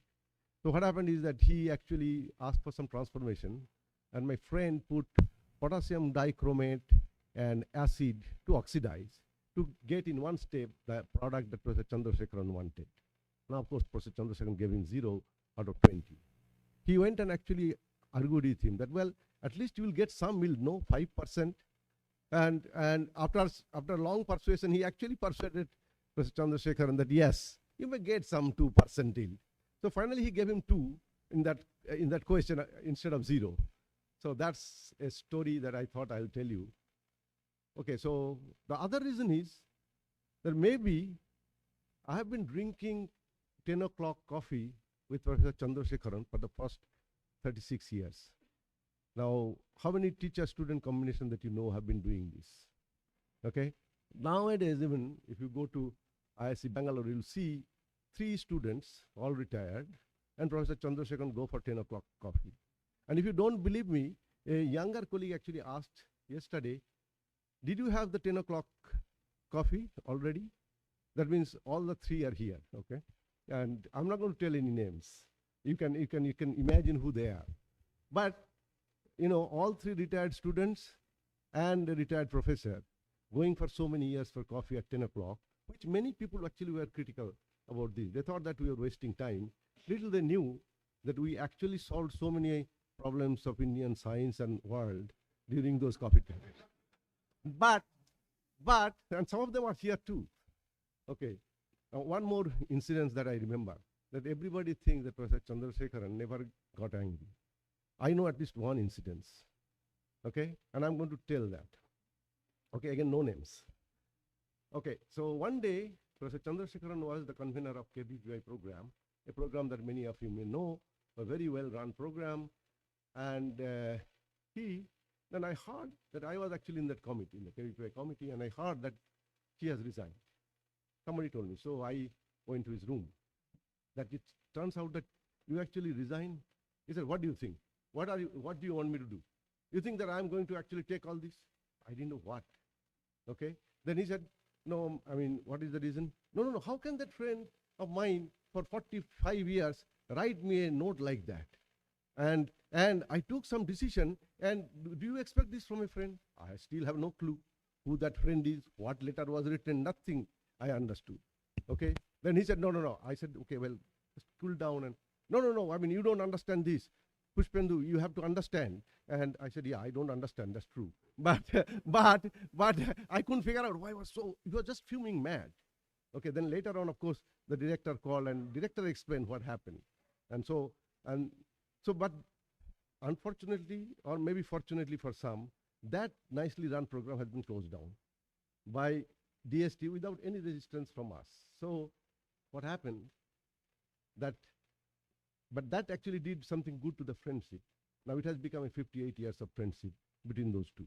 So with that, I wish Professor Chandrasekaharan, many more years of showering affection, love, and taking care of us. He has been doing this very well, and please continue to do this, Professor Chandrasekaharan and Jayanti ma'am. Thank you. Thank you, Saurabh. After Saurabh, Uday Maitra.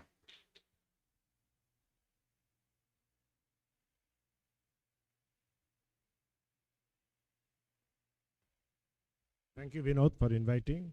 And I also thank Dete and the team for organizing this, which Professor Chandrasekaharan so richly deserves. Of course, a lot of people have talked about him. I missed being a student of his, undergraduate, I must say, because he joined, I think, 7 or 8 months after I left IIT Kanpur as an undergraduate student. And in fact, that was the same case with Professor Satyamurthy also. Professor Mehta, of course, was my teacher for almost all of 5 years. But if I was born little later, Professor Chandrasekaharan would have been also my teacher. I know, of course, Professor Chandrasekaharan as a professional scientist initially, and then later we became friends. As I grew up, Professor Chandrasekaharan taught us how to be in the committee. In fact, many times we have been in committee together, and that is when I learned how he resolves controversies, how he discusses whenever there are discrepancies and resolves it. He's a great person to do that. And I learned a lot from him in that regard. Later, of course, when I was in NCL and ISA Kolkata, he helped us a lot in selections. He used to come. I can't talk about, I'm not qualified to talk about his organic chemistry, but I used to always call him. And more importantly, he was a chemist. I think that is what I liked. He's so well connected that whenever I didn't know anybody, I will ask Professor Chandrasekaharan, have you heard his name? He will immediately tell his entire story. Where did he do his PhD? Where was he or she? So that was a great experience to learn from Professor Chandrasekaharan, the profile of the chemists in this country. And we had a lot of discussions. Sometimes there are fights, but he was a great person. I remember one time when there was a disagreement, I called him 1.5 hours. He talked with me. And it's amazing actually for a person who is so senior, who has been my mentor, to behave like this. Even today, I must tell you, we are in a committee, and and Professor Chandrasekaharan very actively conducts himself. Very meticulous person, I must say, that all of you know that what he has to do. My major interactions came, of course, when I became CRSI president in 2014, just after Chandrasekaharan. And I didn't know much about it. So I must say Professor Chandrasekaharan taught me everything about CRSI, what to do, what are the schedules, how to do, and he meticulously used to follow them. So he has really helped me a lot, I must say, to run the society at that point of time. I wish that there'd be more. I mean, he's really a good Samaritan of chemistry, who has been the face of chemical science in this country, along with a few others. And I believe his mentorship of young people should continue.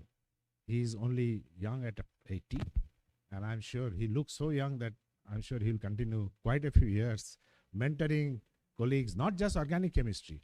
So that's the one good thing about him, that he's just chemist. See, otherwise, he would not have looked at me. I don't do organic chemistry. But we have very good relations, and that I must tell Puspen, that is the reason I'm here. Okay, because Puspen wanted to justify why he's here. I know why I'm here, because I have a very fond association with Professor Chandrasekaharan. With that, I wish you best of future. Wish you and your family, and I think he'll continue to mentor us, continue to guide us. Thank you. Thank you, Professor sir. Uday. After Uday, Dr. Gopalan.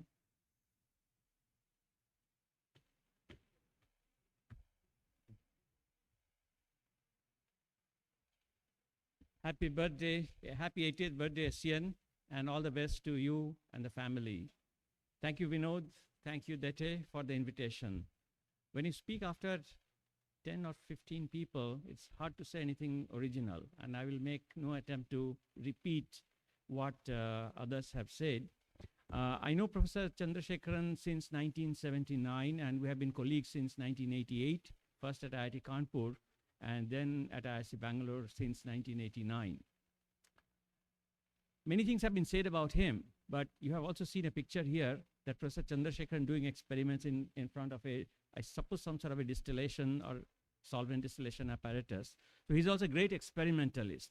And most of his experimental work you have seen in the publications of gibberellic acid mentioned by Professor Mehta. But I will talk about experiments that he has done very meticulously, which have not been published. And these experiments, many of us, some of the very fortunate ones from the Department of Organic Chemistry, have witnessed during 1998 to 2010 in Professor Mehta's houses in the ISC campus. I will try to repeat one of those experiments with a little bit of a twist for a reason. And I will use one of the starting materials very frequently used by Professor Chandrasekaharan. I'll take 1 minute more maybe. All right. The diluted solution of quinine, about 170 micromolar, okay?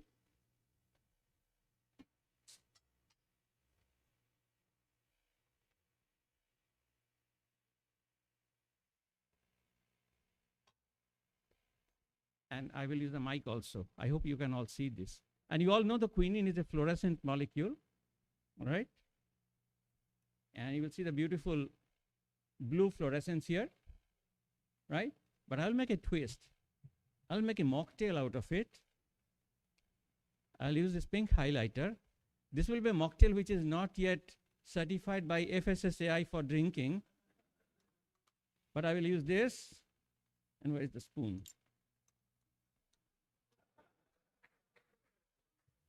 And it should now turn white. A little bit more. Bit of titration. We are all chemists. Okay?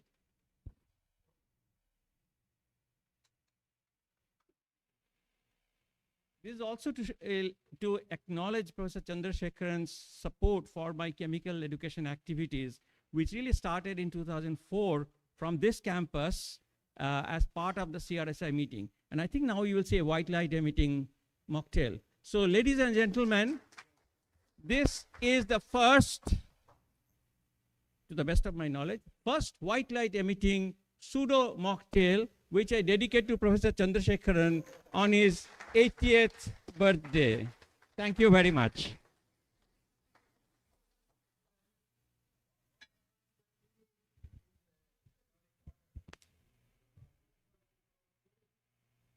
So that is blue. This one, I will show you here. This one gives you a yellow light. Yellow and blue are complementary colors, so what you see is white. That's the chemistry. I'm trying to make it edible by adding a natural yellow fluorescent color. And that will have to wait. Hopefully this will be done before SCN's 90th birthday. And I hope that I will stay healthy enough to celebrate your 90th birthday. Thank you very much. Gopalan. After Gopalan, Amit Basar.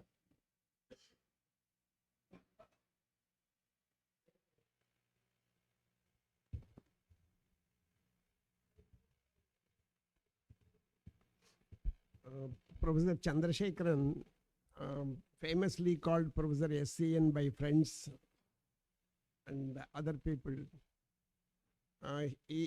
Professor SCN is known to me since the year 1966, when I was a student in Vivekananda College. He used to teach me in the laboratory. He was a demonstrator in chemistry in Vivekananda College before joining Professor S. Swaminathan.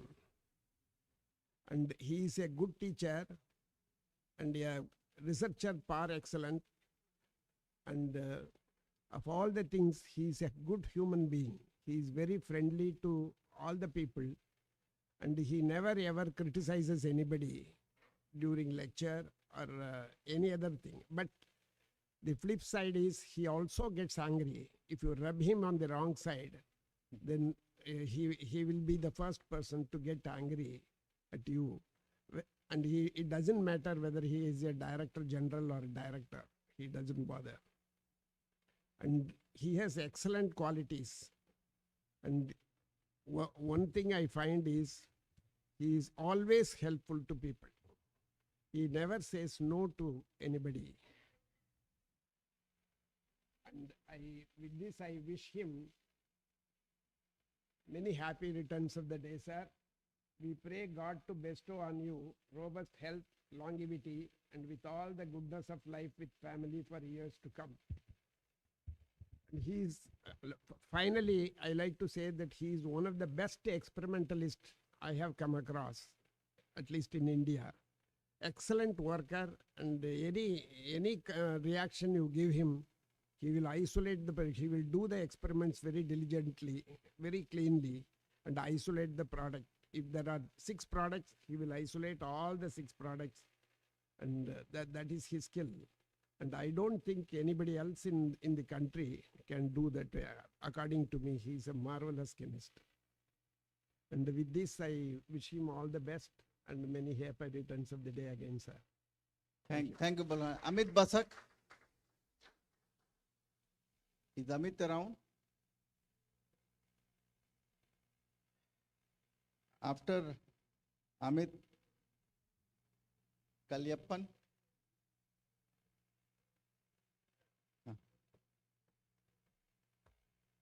Yeah. Sorry for the delay a little bit, because Kalyappan told me that he is before me. So I thought that why not Kalyappan come? Anyway, like everyone, I also offer my deep respect on the occasion of 80th birthday of Professor SCN. Everybody said, and everybody knows, he is the towering personality in the landscape of organic chemistry, not only in this country, throughout the world. So may you continue to inspire, to ignite, to laugh, to enjoy every moment of your future years. And to me, he is not only a chemist, but he is also an excellent human being with great positive character, because I still remember that my first presentation in the DST monitoring workshop, after my presentation, Professor Chandrasekaharan came to me. He didn't know me at that time, but he said encouraging words that, Amit, you have started well, keep on doing. And that acted as an elixir throughout my life. So, sir, please, may you continue to give us more wonderful news and your accomplishments in the next future years, and like your previous 80 years. Thank you very much. Wish you all the best. Kalyappan. Dr. Kalyappan, Dr. Srinivas Reddy.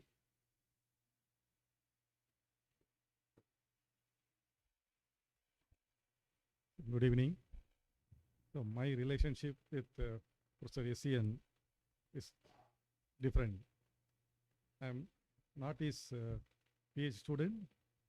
I'm not his colleague, but I'm proud to say he has been my mentor and role model for the last 36 years, and he will continue to be till my life. I first met him in Madurai Kamaraj University in 1989, and there was a national conference, and we had to, like DETE students receiving all of us. So we students were asked to receive our speakers. So one of the speakers was Professor SCN. So I went to receive him in the Madurai railway station. So those days airport was not famous. I went to receive him in the railway station. So I saw him in the morning, and it was really shocking for me. Yes, here comes a person, highly unassuming, very simple and charming. This was in contrast to many state university professors. So a professor from IIC comes. So that made me, as well as many of my students, many of our classmates, to study well for IIC exam. So the next year, 1990, I appeared for interview in IIC and then joined for PhD. But unfortunately, I could not join his group, because those days only the students can choose as per their rank, And that year, only 4 students were selected. And the first rank student who is here, that is Dr. Ramesha, he has chosen to join Professor ACN. But it was okay, so because I became very close to Professor ACN, and in fact, later when I want to return, I used to talk to him about, where I can apply. And in fact, I was initially interested in joining University of Hyderabad, but that did not materialize. I called him and then he said, so there is a vacancy, please apply to IIT Bombay. In IIT Bombay, I did not give job talk, I only applied, but I got a position, and that is because Professor ACN was in the faculty selection committee. Ever since, he's played a very, very important role in my academic journey, and you all know. But I also like to tell you a couple of non-academic things. In IAC, those days when I was a student, in hostels, only 2 or 3 TVs used to be there. So whenever we want to watch cricket match, I used to go to Professor ACN's house and then watch cricket. One cricket match I won't forget because this is something related to Sachin Tendulkar. Whenever we visited New Zealand, the match used to start at 3 o'clock, 4 o'clock. So once I went to watch cricket match in his house at 3 o'clock, 3 or 3:30, I forgot. So New Zealand team got out for 120 or something. So after that, I went to room and freshened up and came back. By the time India won the match, because that was the match, Sachin Tendulkar started opening, and in the 15 overs, he won the match for India. So that that memory I still have. And another thing is we used to go to his house for dinner many times. So that's the one thing which he brought it from IIT Kanpur to IISc. So once when we went to his house, I saw a jackfruit behind his house. So I asked, "Sir, is it belonging to your house?" He said, "Yes," in his typical way, "I think so." So next day we went and climbed the tree and then plucked the jackfruit, and then we had a nice feast. So he has played a very, very important role in many, not only myself, many youngsters who are here as well as outside. So, sir, we wish you and madam a long, happy life. Thank you, sir. Srinivas. After Srinivas, Tushar Chakrabarti. Good evening, all. Let me start with thanking Professor ACN. So Professor Chandrasekaharan is responsible for making many of us what we are today in the country. I'm sure I can see the presence of accomplished people here. That itself shows that, so they all took out time and came here. That itself shows that how much deep respect he earned in this country. And thank you very much, sir, making all of us what we are today. And I know Professor ACN during my PhD time. I used a reaction, this allylic oxidation, very famous reaction discovered by his group. There is a PDC, pyridinium dichromate and T-butyl hydroperoxide. That's, I did a lot of allylic oxidation. That's where I came to know about you. And of course, later, because of your association with Professor Mehta, I know more about you, and we learned many things about you. As everybody said, he's a great human being, and also is very, very approachable to students. I can remember during my short stint at IISc Bangalore, he's one of the favorite choice for recommendation letters. And so before asking their supervisor, they used to approach Professor ACN, including me. I went and asked Professor ACN, I don't think, sir, you said no to anybody. For everybody, you said, sure, yes, you said. So that's I think, really respectable. He earned a lot of respect. And thank you very much, sir, for your all contributions. I wish you and madam long life ahead and healthy life ahead. Thank you very much. I deliberately kept Tushar the last speaker from the general audience because Tushar is the first PhD student of Professor Chandrasekaharan from IIT Kanpur. First in the sense in terms of graduation. Maybe he's the second one joining the group from core lab. Tushar. Thank you, Vinod. And I'll finish before 2 minutes. And as DS Reddy was telling, I start from there because he used to give the recommendation letters, and even we'll keep the recommendation letters. And now he gives back all the recommendation letters that he has written throughout his life. And to many students, possibly he has all the recommendation letter he has written. He keeps all them in the files. Anyway, I have known him for almost 48 years now, through thick and thin. And since the day he joined the department here in 78 January, I was an MSc student here at that time, and we were, I think, 14 of us there in our batch. And after the lab course, that is from second year, we had the laboratory course, which was taken by him. 5 of us decided to do our MSc project with him. So he was the most popular teacher for the MSc students, and that continued throughout his life. And I remember that in the month of December, that lab was Professor Depwakar lab, and that lab was almost remained closed or not used for almost like a year. So 5 of us cleaned the lab, and that started the laboratory work in Professor SCN lab, which was the core lab in this department.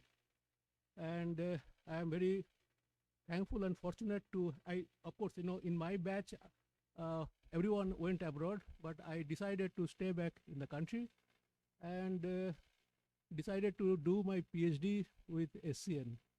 And as someone was pointing out that Kaliyappan, that you cannot choose your guide, but I made it a point that I joined with him.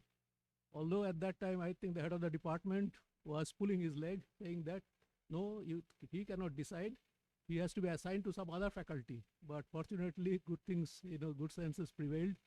I continued my work with him. I am grateful to him to have him as my supervisor, mentor, advisor, and well-wisher throughout my life. And learned a lot of things from him. And coming to IIT Kanpur was the first stepping stone for me, from where I wandered to different places and in my life, but with confidence and with ease, because that first foundation was very strong foundation, that stepping stone, and that made my life what I am today. And thankful to Professor for all these things and all the contributions that he has made. And Sushmita joins me to wish you very long, happy, and healthy life. And I look forward to have my morning cup of coffee with you for many, many more years. And we also give our compliments to Jayanti for her, more than 50 years of support and cooperation and sacrifice that she had made to make your life wonderful and such a remarkable journey in your life. I wish you all, with Ramya and Aarti and all your family members and your extended family members here and abroad, a very long association with you, your guidance, and thank you all. And thanks, Tushar. By curious, who was the head of department that time? Now I like to invite Dr. Hariharan, Prof. Chandrasekaharan's brother-in-law, and there's a video sent by SCN's sister. And I like to play it. While you come here, just to save time. So that, And after that, I would like Ramya to be ready. Hello.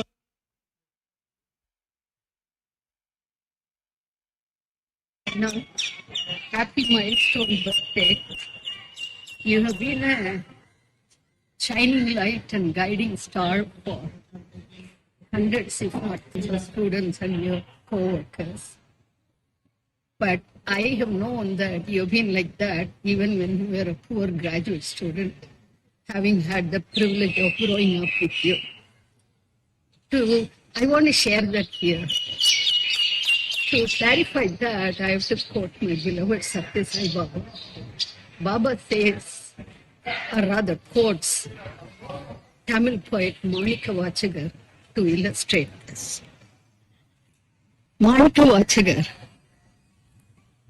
was once resting in a very small shed, barely enough for one person to escape from torrential rains. It was barely enough for one person. Then he says another traveler being drenched and invites him in. And this traveler objects, saying that there is barely no space for one person. But Manikavasaga says, there's enough space for one person to lie down, but two people to sit down. Then a third person also comes and he invites him also, saying that there may be space for one person to lie down, two people to sit, but three people can stand. And Swami says, this is the true essence of sharing. And you are a living embodiment of that. And I have benefited enormously with other family members. I just want everybody to know that. Again, a very happy 80th birthday. Many more happy returns of the day. Let the whole world benefit from you. Hello, now. Happy milestone birthday. That was my better half. So, the first time I heard Chandra's name was, I was a PhD student here with Professor Narasimhan, and we were just discussing some scientific stuff, and Professor George bursts in. This is sometime in November 77. Is it? Dr. Chandrasekaharan is coming. So I guess he had just accepted their offer. And then he turned to me and he said, oh, Dr. Chandrasekaharan works with Professor Corey from Harvard. He is a premier synthetic organic chemist. So we are so happy to have him. That was my introduction to Chandra as a scientist. Then after about a couple of months, Chandra joined. After about a few days after he had come into the campus, at that time there were another Professor Raghunathan had also come around the same time. And Raghunathan used to be in our lab because he was an NMR guy. And he introduced me to Chandrasekaharan in Hall 4 mess. They used to eat in Hall 4 mess because they didn't have quarters at that time. They were living in the guest house. So that's when I met him. And to simply say, it was love at first sight. I mean, how can you not love that soul? It was just, I immediately said, no, he's going to be my friend. I'm going to be his friend. I'm going to make sure I deserve to be his friend. So then we interacted over a few months. That's when I realized that, we meet a lot of people in this world. And some people, we want to learn from them how to be. Some people, we learn from them how not to be. And Chandra is one of those where I wanted to be like him. He just inspired me over that. Then, of course, simply stated, somewhere we got along so well that he got his sister married to me. Okay? So that was his thing. And that was probably the best gift anybody can give anyone else. And I still cherish that. Then, of course, I went to US. I've been living in US for all these years. And when he visited US, he used to come wherever we were. He used to make a point to come and stay with us for a few days. And every time he came, wherever it was, there was always some student or a postdoc that was associated with him. He would come and visit us. And what I loved was how happy they were to see him, right? And I see that is even in here. I mean, he makes people happy. And that is what I learned from him as a friend, that you have to make people happy. Just to this thing, we all have anger issues. And when we have anger, we hurt others, right? The anger and hurtfulness. AH, I call it. And you can convert it in your thing that if you meet people like that, you just name them on one of your excretionary orifices, AH. So I always say there is an AH coefficient in all of us. And what we want to strive is that AH coefficient should be close to 0. Then we will make a difference in people's lives. And I know his AHC coefficient is 0. And I see that in all the accolades that I hear, right? Not only from his students, from his colleagues, all the professional accolades that he received, just says he's never hurt anyone. And I am so proud to be called his friend. I love him forever. And just as a last note, I used to work with Professor Britton Chance, and we used to celebrate every 5 years his birthday, like with a symposium like this. And wherever I was in the world, I used to make it to those symposia. And that, when you touch, and he lived till he was about 97, and his 95th birthday celebration, I had gone to Philadelphia. And his 97th birthday celebration, I had moved back into UPenn. And I happened to be sitting with him in the thing. And he gave me a peck on the cheek, which is what I still treasure. And I know he will get a lot of pecks on the cheek. And I really, really wish him a long life, productive life. And thank you very much, Chandra. Thank you, Dr. Hari. Thank you. I would like to invite Ramya.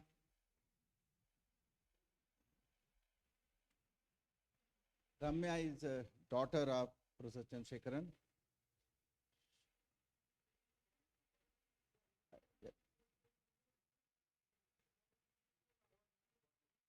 Just a minute, we are increasing you.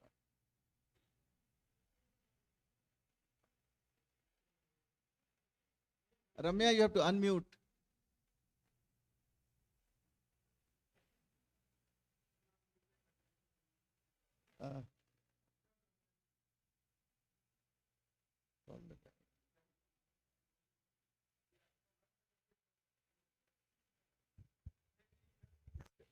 Just a minute, Ramya, just a minute.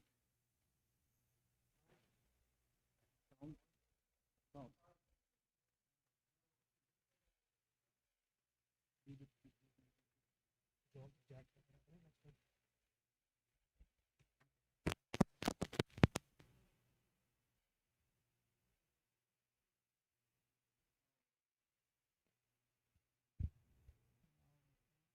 Yeah, can you try to speak again?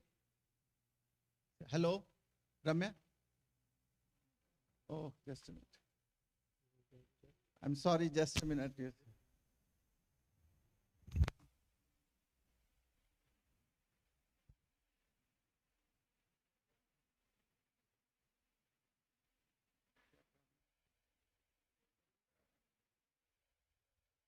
Very fine.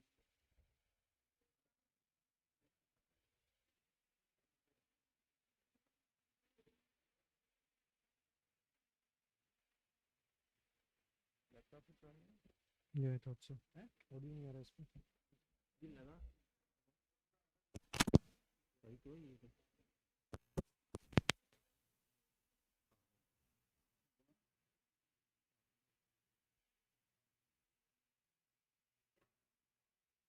Sound check.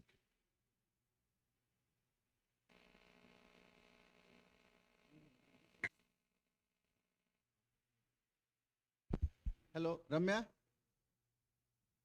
Can you say hello?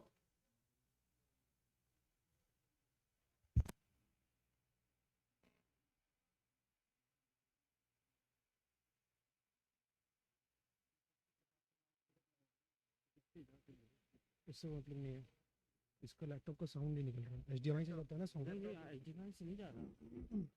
यहाँ से okay है।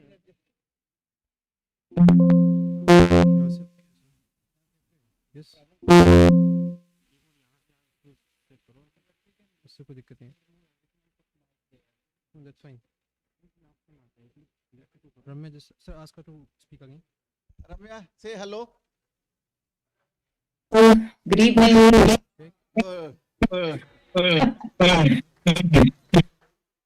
Is it working now? Can you hear me? Yeah, it's working. Go ahead.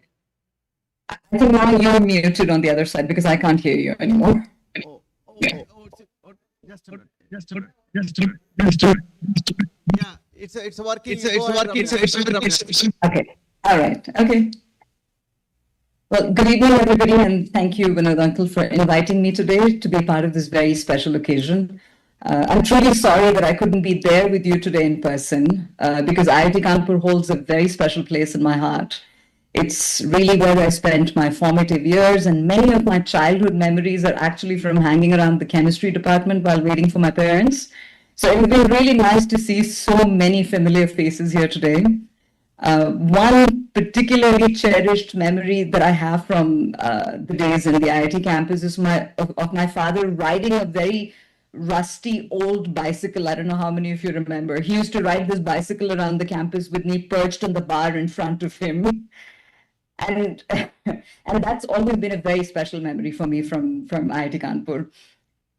Speaking about my dad has always made me very emotional. Because to many of you, he's Professor SCN, and we've heard some wonderful things about his professional legacy today. But to me, he's Appa. The one who taught me to play table tennis, the one who's been there to endure all my teenage antics with the patience of a saint, the one who still makes the best filter coffee that I have ever tasted, and the one who's still tirelessly running around various government offices in Bangalore trying to get me an Aadhaar card. And I'm not sure when that's going to happen, but I have faith in you, Appa. And the person who set a very high standard for me with his integrity and work ethic. So on this special day, I want you to know how proud I am to call myself your daughter.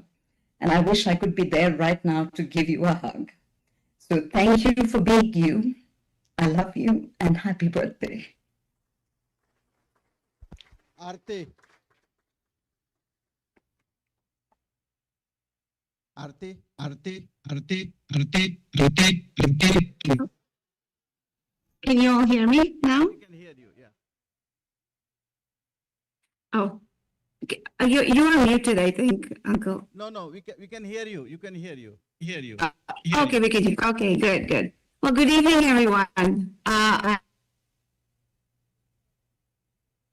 Familiar faces, so appreciate you all being here. I do have a few my notes here for a second. Okay.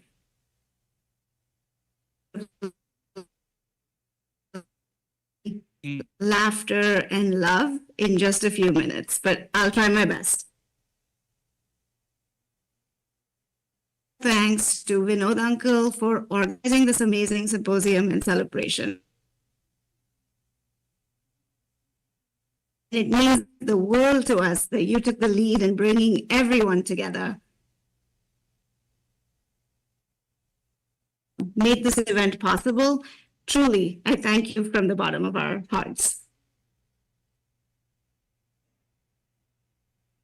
Deep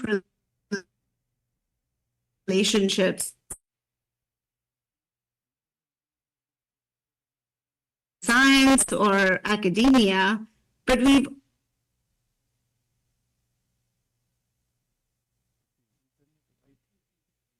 and not just by teaching chemistry. Internet is little Wi-Fi unstable. It was good. And I've heard many of his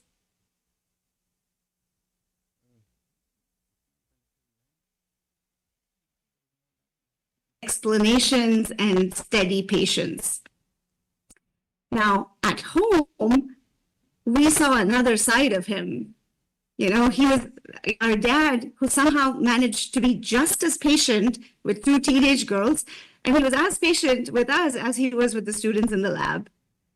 He always has been calm, composed, and thoughtful, and he was never one to lecture us, but always ready with a quiet word of wisdom when asked for guidance. He let us make our own choices, our own mistakes, and then helped us pick ourselves up again without ever saying, "I told you so." And that's the mark of a true experimental chemist. And despite all the calmness, he's also been a source of endless laughter and joy for us at home. Whether it was his terrible dad jokes or spontaneous family trips, or his ability to turn even the most ordinary day into something memorable, he made sure that our home was filled with joy. I have to say, in recent years, it has been such a delight to watch him with my kids, his granddaughters. You know, seeing him turn into a child himself as he plays and laughs and tells stories. My kids adore their tata, and I'm so glad that they get to experience his magic as a teacher and a nurturer. You know, my sister and I are who we are today. We're strong-willed, we're independent, we're ambitious women, largely because of him. You know, he gave us roots to stay grounded, but he also gave us wings to fly. And of course, none of this would have been possible without my mom. She is the quiet force behind everything. And you all know that. She has been the fuel behind my dad's passion, the anchor for our family, and the one who held down the fort through all of our teenage drama, long hours in the lab, and endless conferences. Amma, I thank you for being his partner in every sense, his greatest supporter and his sounding board, and for giving us all the love and strength that made our home what it was. And Appa, thank you for being our teacher, our guide, and our biggest cheerleader in life. We love you endlessly, and we're so proud to celebrate 80 years of you, your life, your mind, and your heart, and your humor. Here's to many more years of laughter and love and lessons, both inside the lab and outside the lab. So happy 80th birthday, Appa. I love you. Thank you, Aarti. I would like to invite.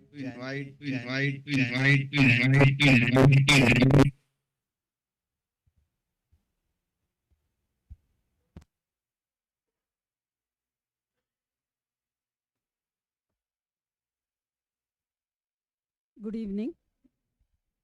Is my voice clear?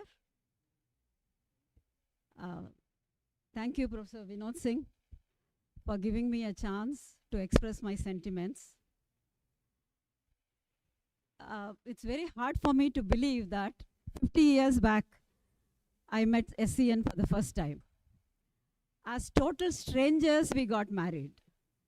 And within a week, I found myself flying with him 10,000 miles away across seas to United States to start my new life.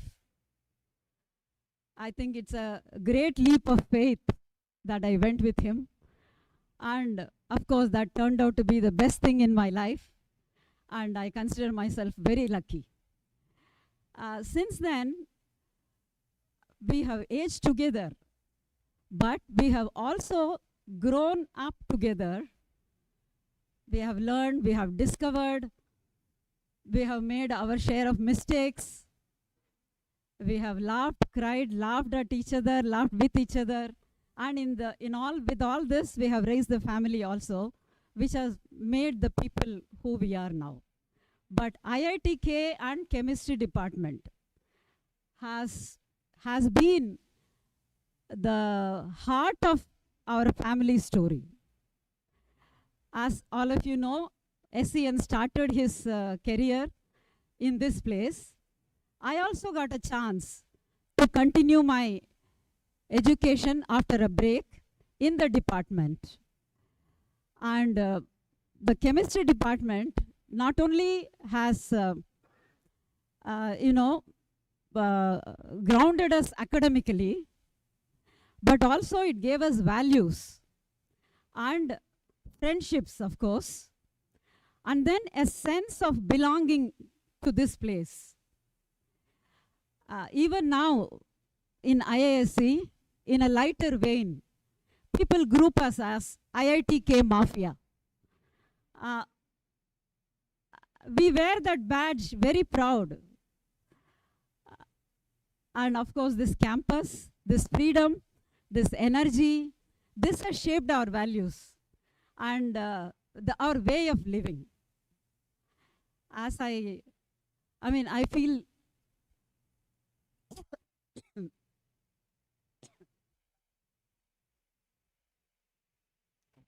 sorry. I am emotional, especially after hearing my daughters, which Professor Vinod Singh has enabled. Sorry about that.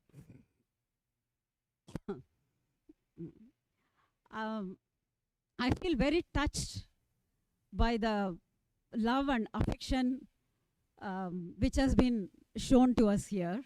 I thank every one of you who have come from far and near to be with us on this beautiful occasion. My special thanks to Professor Dete. I can't see him. Okay, Professor Dete. We are actually enjoying the fruits of his hard work. And Professor Vinod Singh, what can I say?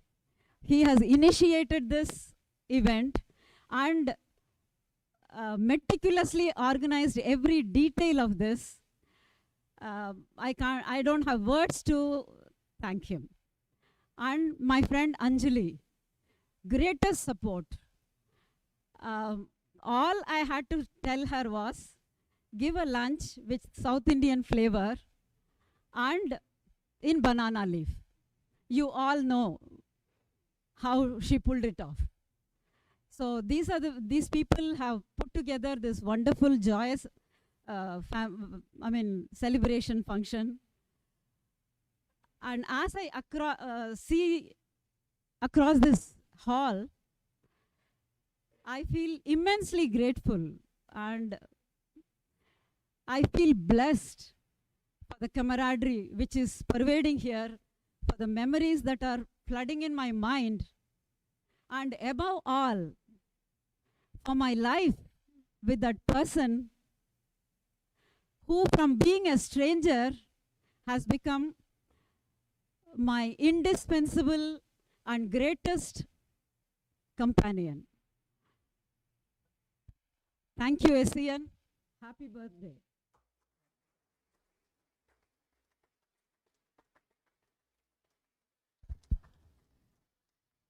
I thank you all from the bottom of my heart. Thanks. You be here. So I would like to invite Professor Chandrasekaharan and our Professor Gurunath, head of the department, our head of department. Give us.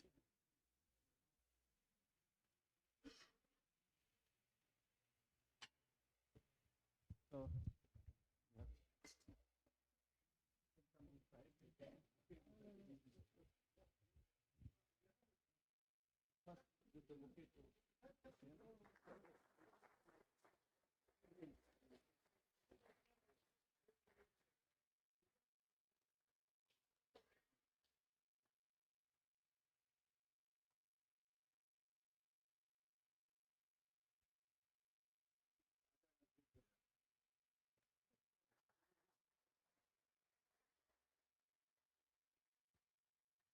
small, there's a shawl here.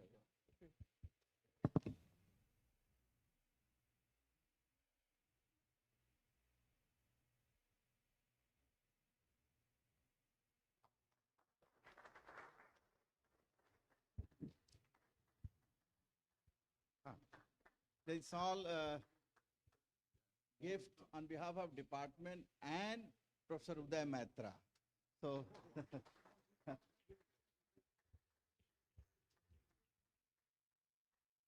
a card only, nothing.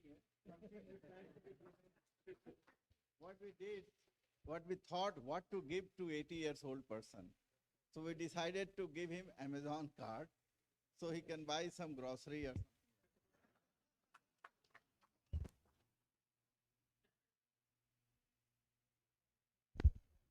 I would like to invite Professor Chandrasekaharan. Okay.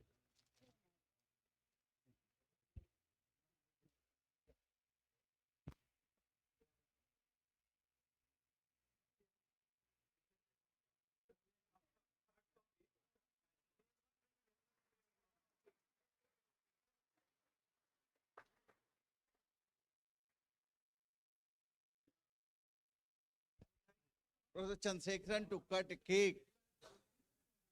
Only he will cut it. After cutting, it will go outside so people can take it from outside.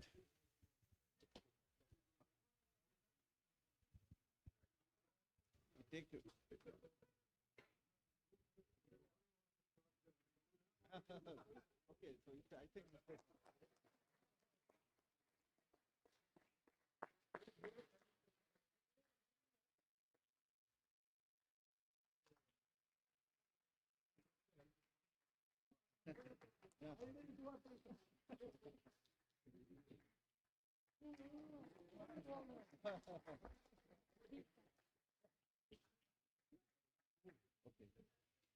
So I would like Professor Chandrasekaharan to share his feelings and emotions.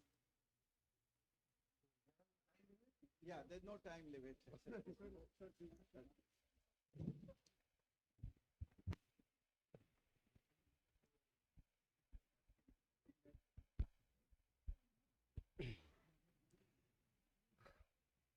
Good evening.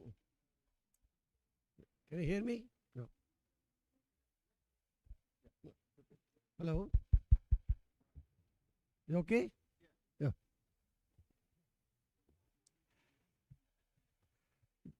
Normally, I'm a very emotional person. And tonight, I'm really more emotional and overwhelmed with what is happening around me. Yes?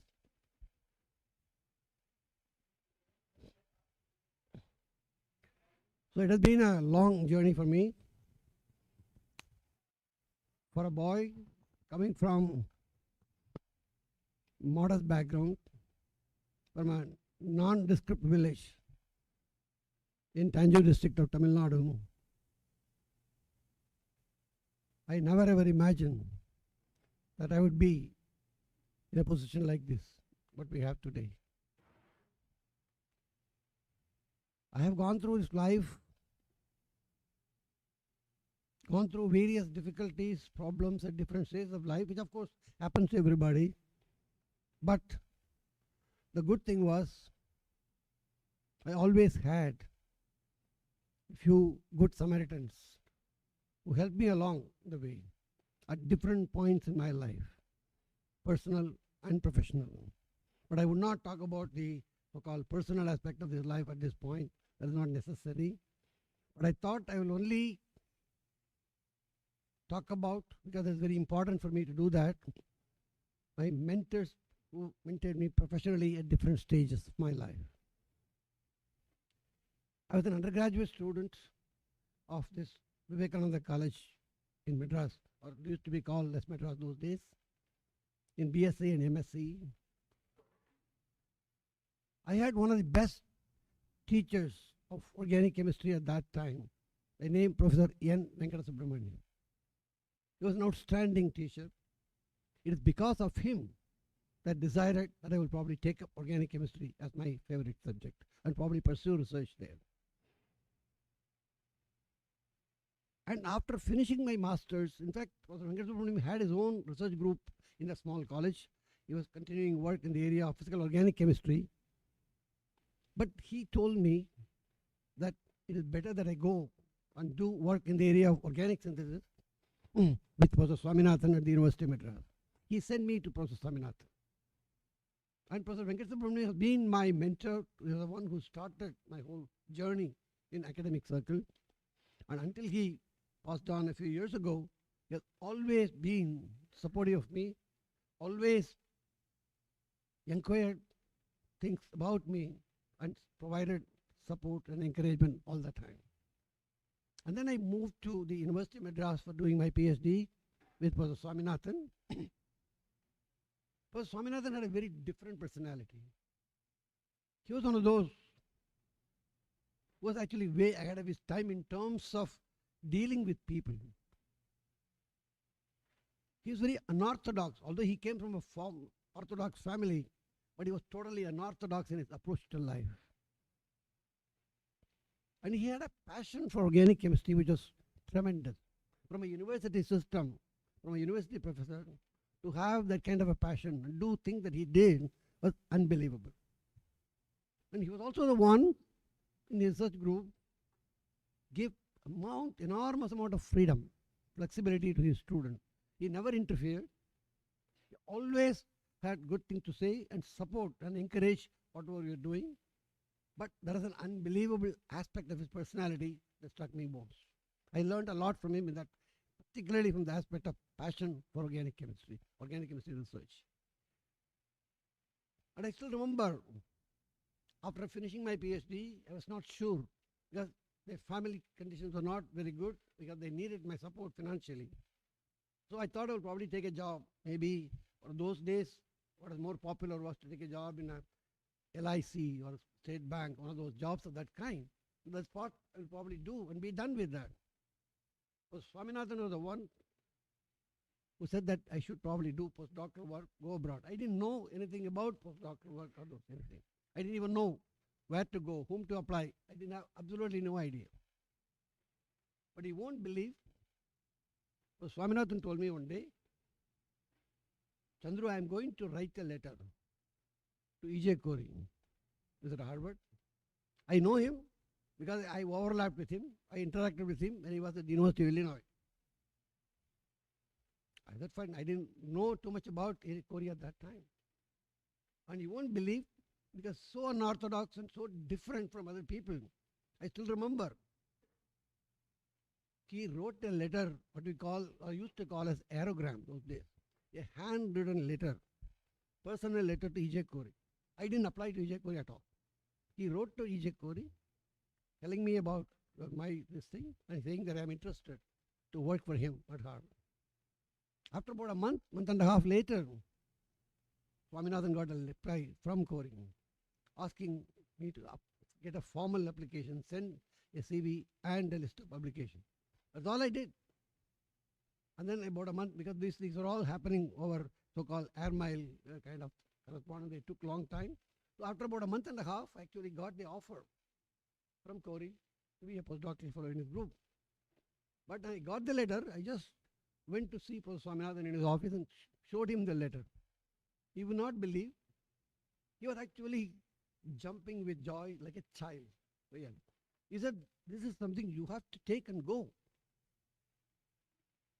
But I didn't have money to go, have money to buy air ticket. So Swaminathan then took me personally to the Canara Bank branch of Adyar in Chennai at that time. Got me a loan sanction for buying my air ticket. And then I went to Harvard, Boston. So he was my second mentor again until a few years ago he passed on. But he was my full support and always has been my well-wisher and mentor throughout my life. And then I arrived in Boston. When I landed in Boston, I had $4.50 in my pocket. That's all the money that I had. And then I go and meet Professor Corey the next day, talk to him, and he talked to me about the problem. He actually told me about to work on the gibberellic acid synthesis and all. I did that. Then he told one of his graduate students, one Rick Danheiser was there at the time, to take me to look for an apartment near Cambridge. That's the time I realized I didn't have money to pay for advance, to pay for rent to their landlady.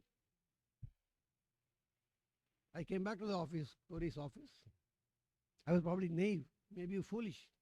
I was probably the only person who ever asked him for a loan as a postdoctoral fellow from Corey. I told him I don't have money to pay to the landlady. He didn't hesitate. Immediately he took out his checkbook, wrote a check for $300 and gave it to me. He said, go ahead and get it done, come back to the lab tomorrow, we'll start work. And then of course he paid back the thing after 3-4 months. And that he was somehow unusually kind to me. But although there are many other people who had very difficult times with Corey, but I did not have that fortunately. And this is the lab. When I went in, I found to be full of about 30 postdoctoral fellows drawn from all kinds of countries that you can think of. People with different cultural background, academic background. And the kind of atmosphere that he provided was unbelievable. So this is where I learned really by interacting with these people drawn from different background, chemistry and organic chemistry. That atmosphere, environment that he provided and the interaction that I had with him have remained with me all along. And also he was one who gave the strong letter of recommendation for me to come to IIT Kanpur. It's based, I think I am assumed that it's based on his strong letter of recommendation that I got a job at IIT Kanpur. So that way, Professor Corey has been one of my major mentors and also has helped me, like many other people have had difficult times, problems with Corey, but I did not have. And that has been a very major factor that shaped my life. And then I landed in Kanpur. And as I said that, when I landed, there's a time, Professor Deva Prabhakar had just passed on. So it was in a morning kind of period and very difficult time to settle down. Unfortunately, a few months later, Professor Satimurthy joined, Professor Raghunathan was already there. The three of us were really trying to exchange notes, trying to find out what we can do together to learn about IIT, how do we do our work and so on. And then when we had difficulties, brief skirmishes of some kind, Professor George came into the picture. Professor George was my mentor in IIT Kanpur here. Every time I had problems, difficulties, I always went to Professor George. Throughout my stay here in Kanpur, and of course later on after he moved to Trivandrum, he has been my major supporter. Whatever I had personal or professional difficulties, Professor George was my mentor here. And that made a lot of difference to me. And of course a lot of other people in the department are supportive and so on and so forth. But nevertheless, that is really important. And this is a place where I launched my academic career, where I started teaching, and the quality of undergraduate students that I dealt with, interacted with, were unbelievable, because this is actually learned chemistry. I thought I knew, but only after interacting with many of these bright, unbelievably smart undergraduate students, I realized I didn't know enough. I probably have to learn more. And that experience here taught me many things at IIT Kanpur. That was great help for me in my future career, even after I moved to IISc. Then, so Professor George really was a real major force. He is the one who told me about the so-called do's and don'ts in the IIT system. What should be done, cannot be done. And that I learned from him. And then in 1989, I moved to Bangalore. And Professor Rao was the director of the institute at that time. And then in Bangalore, after I moved there, Professor Sena Rao became my mentor. He was the one who actually provided me, because those days, the minute I moved to IISc Bangalore, I became the so-called junior most faculty there, although I was already a professor here. So the accommodations were not easy to come by. So I had to get accommodation based on what is known at that time called the director's discretionary quota. That's the only way I could get a place to live on campus at that time. And he was very supportive. He always encouraged me and provided all the things that are needed to settling down in IISc Bangalore at that time. And also he made me in charge of the so-called coordinator of the integrated PhD program, which actually provided me an opportunity to interact with young people and do this teaching with more vigor and interest than I had done before. So therefore, I still would probably think Professor Rao had provided that mentorship here in IISc. about that time, I think about a few years later, although I had known Professor Mehta even before, as I said, I have known Professor Mehta for about 55 years. As I said, I took this course on spectroscopy as a graduate student when I came here for the winter school. But only after although we did have many interactions, we traveled together, we met in Germany for the so-called International Conference on Organic Synthesis and so on. But after he moved to Bangalore as the director of the institute, I started interacting with him. And Professor Mehta has been my mentor, well-wisher, and of course now become a close friend. And of course I'm deeply indebted to him for what he has done for me all these years. There's been a real monumental support that made a lot of difference in my academic and professional life at IISc. Then of course I have to mention about Dr. Ramasamy. Ramasamy I had known probably the longest when compared to anybody else here. He has been really a great friend. We have of course had differences just like it always happens, but he has been wonderful interacting with Ramasamy, and I learned, although he is much younger to me, but I knew, as I said, he was doing his BTech in another technology in University of Madras, but I was doing PhD with Swaminathan at that time. But we became very close. And that friendship is something which I cherish even today. I'm really happy that Ramasamy is here and to be part of this function. And of course, I have to mention about two colleagues, Professor Satyamurthy, who was there. He grew up with me, although he joined a few months later. Professor Satyamurthy and Professor Javed Iqbal. They were my colleagues at IIT. And as Javed pointed out, we were the so-called cricket partners. We are part of the faculty cricket team here. Myself, Javed Iqbal, P. Raghunathan, of course, unfortunately he is no more, and T.K. Chandrasekaharan. We were the four faculty from chemistry were part of the faculty team at IIT Kanpur at one time. We used to regularly play, and it was a really memorable experience that even today, when we actually were taking tea from outside, and that ground reminded me of our memorable days, the time that we had here. Wonderful. And of course, I had interacted with many senior people who are all here, starting with the V. Chandrasekhar, Professor Mukesh, Professor Iqbal, Ila, Vishwakarma Singh, that I have known for a long time, and Dr. Yadav, and Ganesh Pandey. All the people they are all now part of what I would call as a old boys club in a way. We all meet together in many, many places. And actually I realize it is this old boys club that we meet and chat. That's the time we are actually free. We chat, we laugh, we are very free, and we enjoy our time together.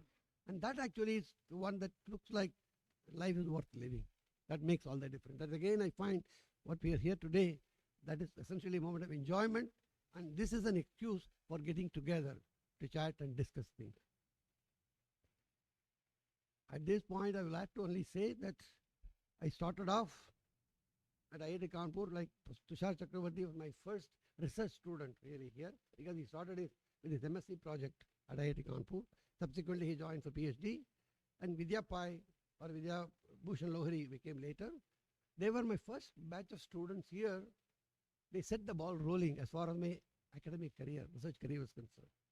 You will have to remember, for any academic career, whether you can make it or break it, it depends on your first batch of students.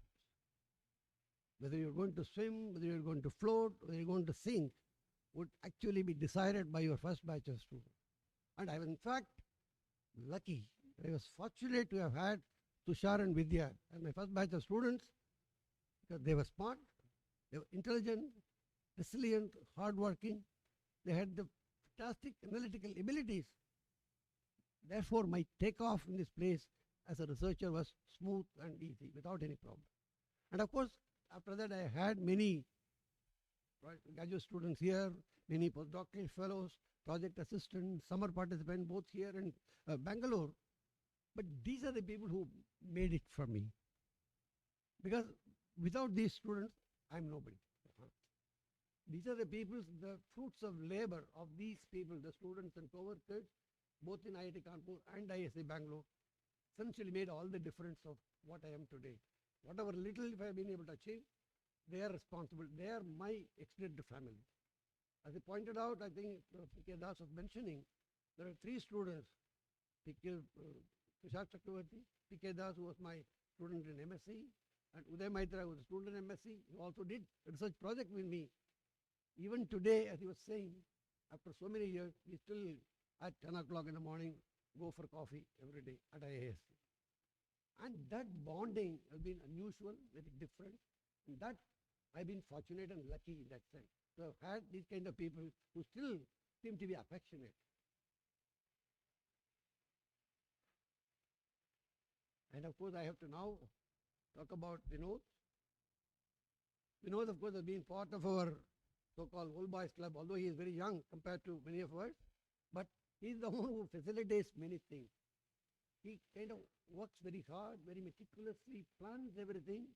And he is really what I would call as the Sutradhar or the mastermind behind this conference and this function that we have arranged here. Without him and Anjali, this would not have happened. They're really behind the show. As far as Vinod is concerned, he's what I would call as a part of a Kori clan. He is my so-called academic younger brother in that sense. But somehow, fortunately for me, he has an affection for me. And he has been extremely nice and helpful to me over the last so many 20, 25 years now, or maybe more. We have been very close. We have been interacting so well, and that has given me a lot of encouragement and support, saying that this is the kind of thing that you like to do when you grow old, when you are 80. What are you looking for? These are the kind of small pleasures in life that you're able to sit down, meet people, talk to them, have laugh and talk. And that, most of the time, we know has been able to provide that opportunity for us. And of course, Anjali has been fantastic. And even today, many of you would have seen, and it was pointed out by Jaiti, that the lunch that she arranged is unbelievable, because we never thought it is possible here in IIT Kanpur. And that is great. I really don't know how to thank Anjali. So both, and of course, the whole thing was executed by Dattatreya Dete, who essentially is the guy who did actually the hard work. Meticulously planned, and also in touch with everybody. And also he's the one who, many of you probably may know, about 3-4 years ago, he arranged another conference. And it was a fantastic conference again. But I don't know how he managed to do that part, I don't know. But he has that unique ability of collecting people, taking care of them, and arranging conference beautifully, everything done fantastic. So I have to thank Dete, and of course I have to be thankful to the department of Dr. Gurunath and the faculty of the department. As I said, I spent only 11.5 years here.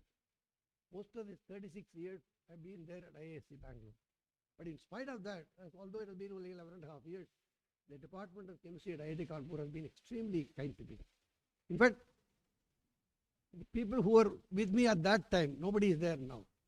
All the people whom I had known, interacted with in my academic career at IIT Kanpur, they've all gone. At least they are not officially involved with that. Most of the people are young, and still in spite of that, they all been extremely nice to me, and I have been a regular visitor to the department every now and then, and that gives me a lot of pleasure, and therefore I still have emotional attachment to IIT Kanpur.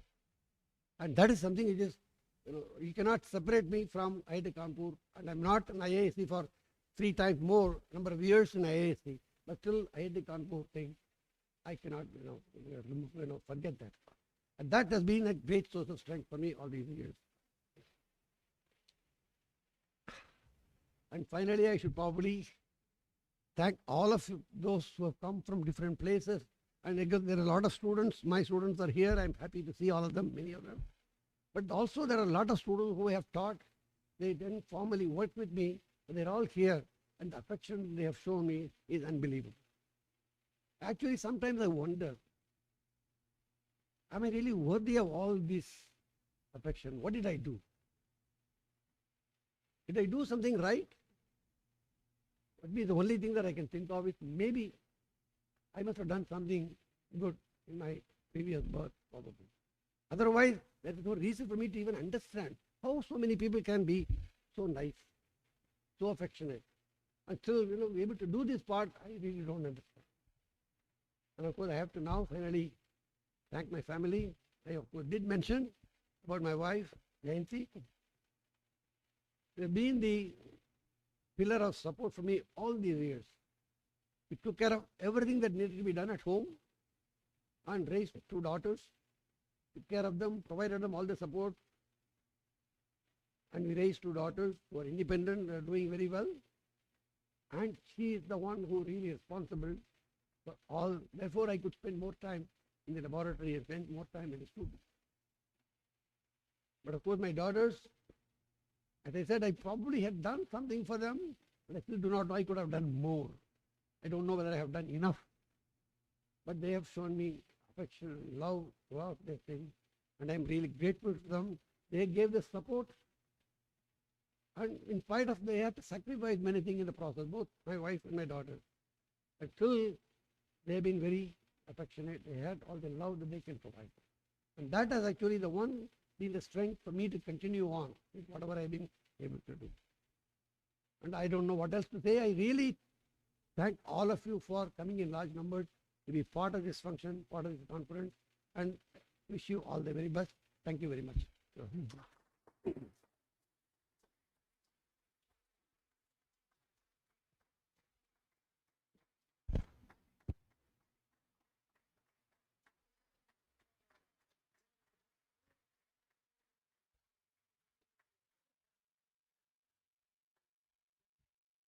Okay. So with this, we conclude the session now and the conference. And now, please assemble in the VH. Cars will be there ready to take you to the for the dinner. We will start around 7. Yeah.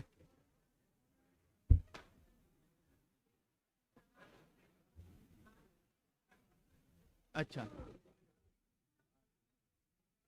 Hello. Ramya, are you able to hear me? Hello? I don't think they are able to hear us. Okay, see you. Bye. Message. Yeah. You just write the conference is concluded. Right. That you give me, I will give.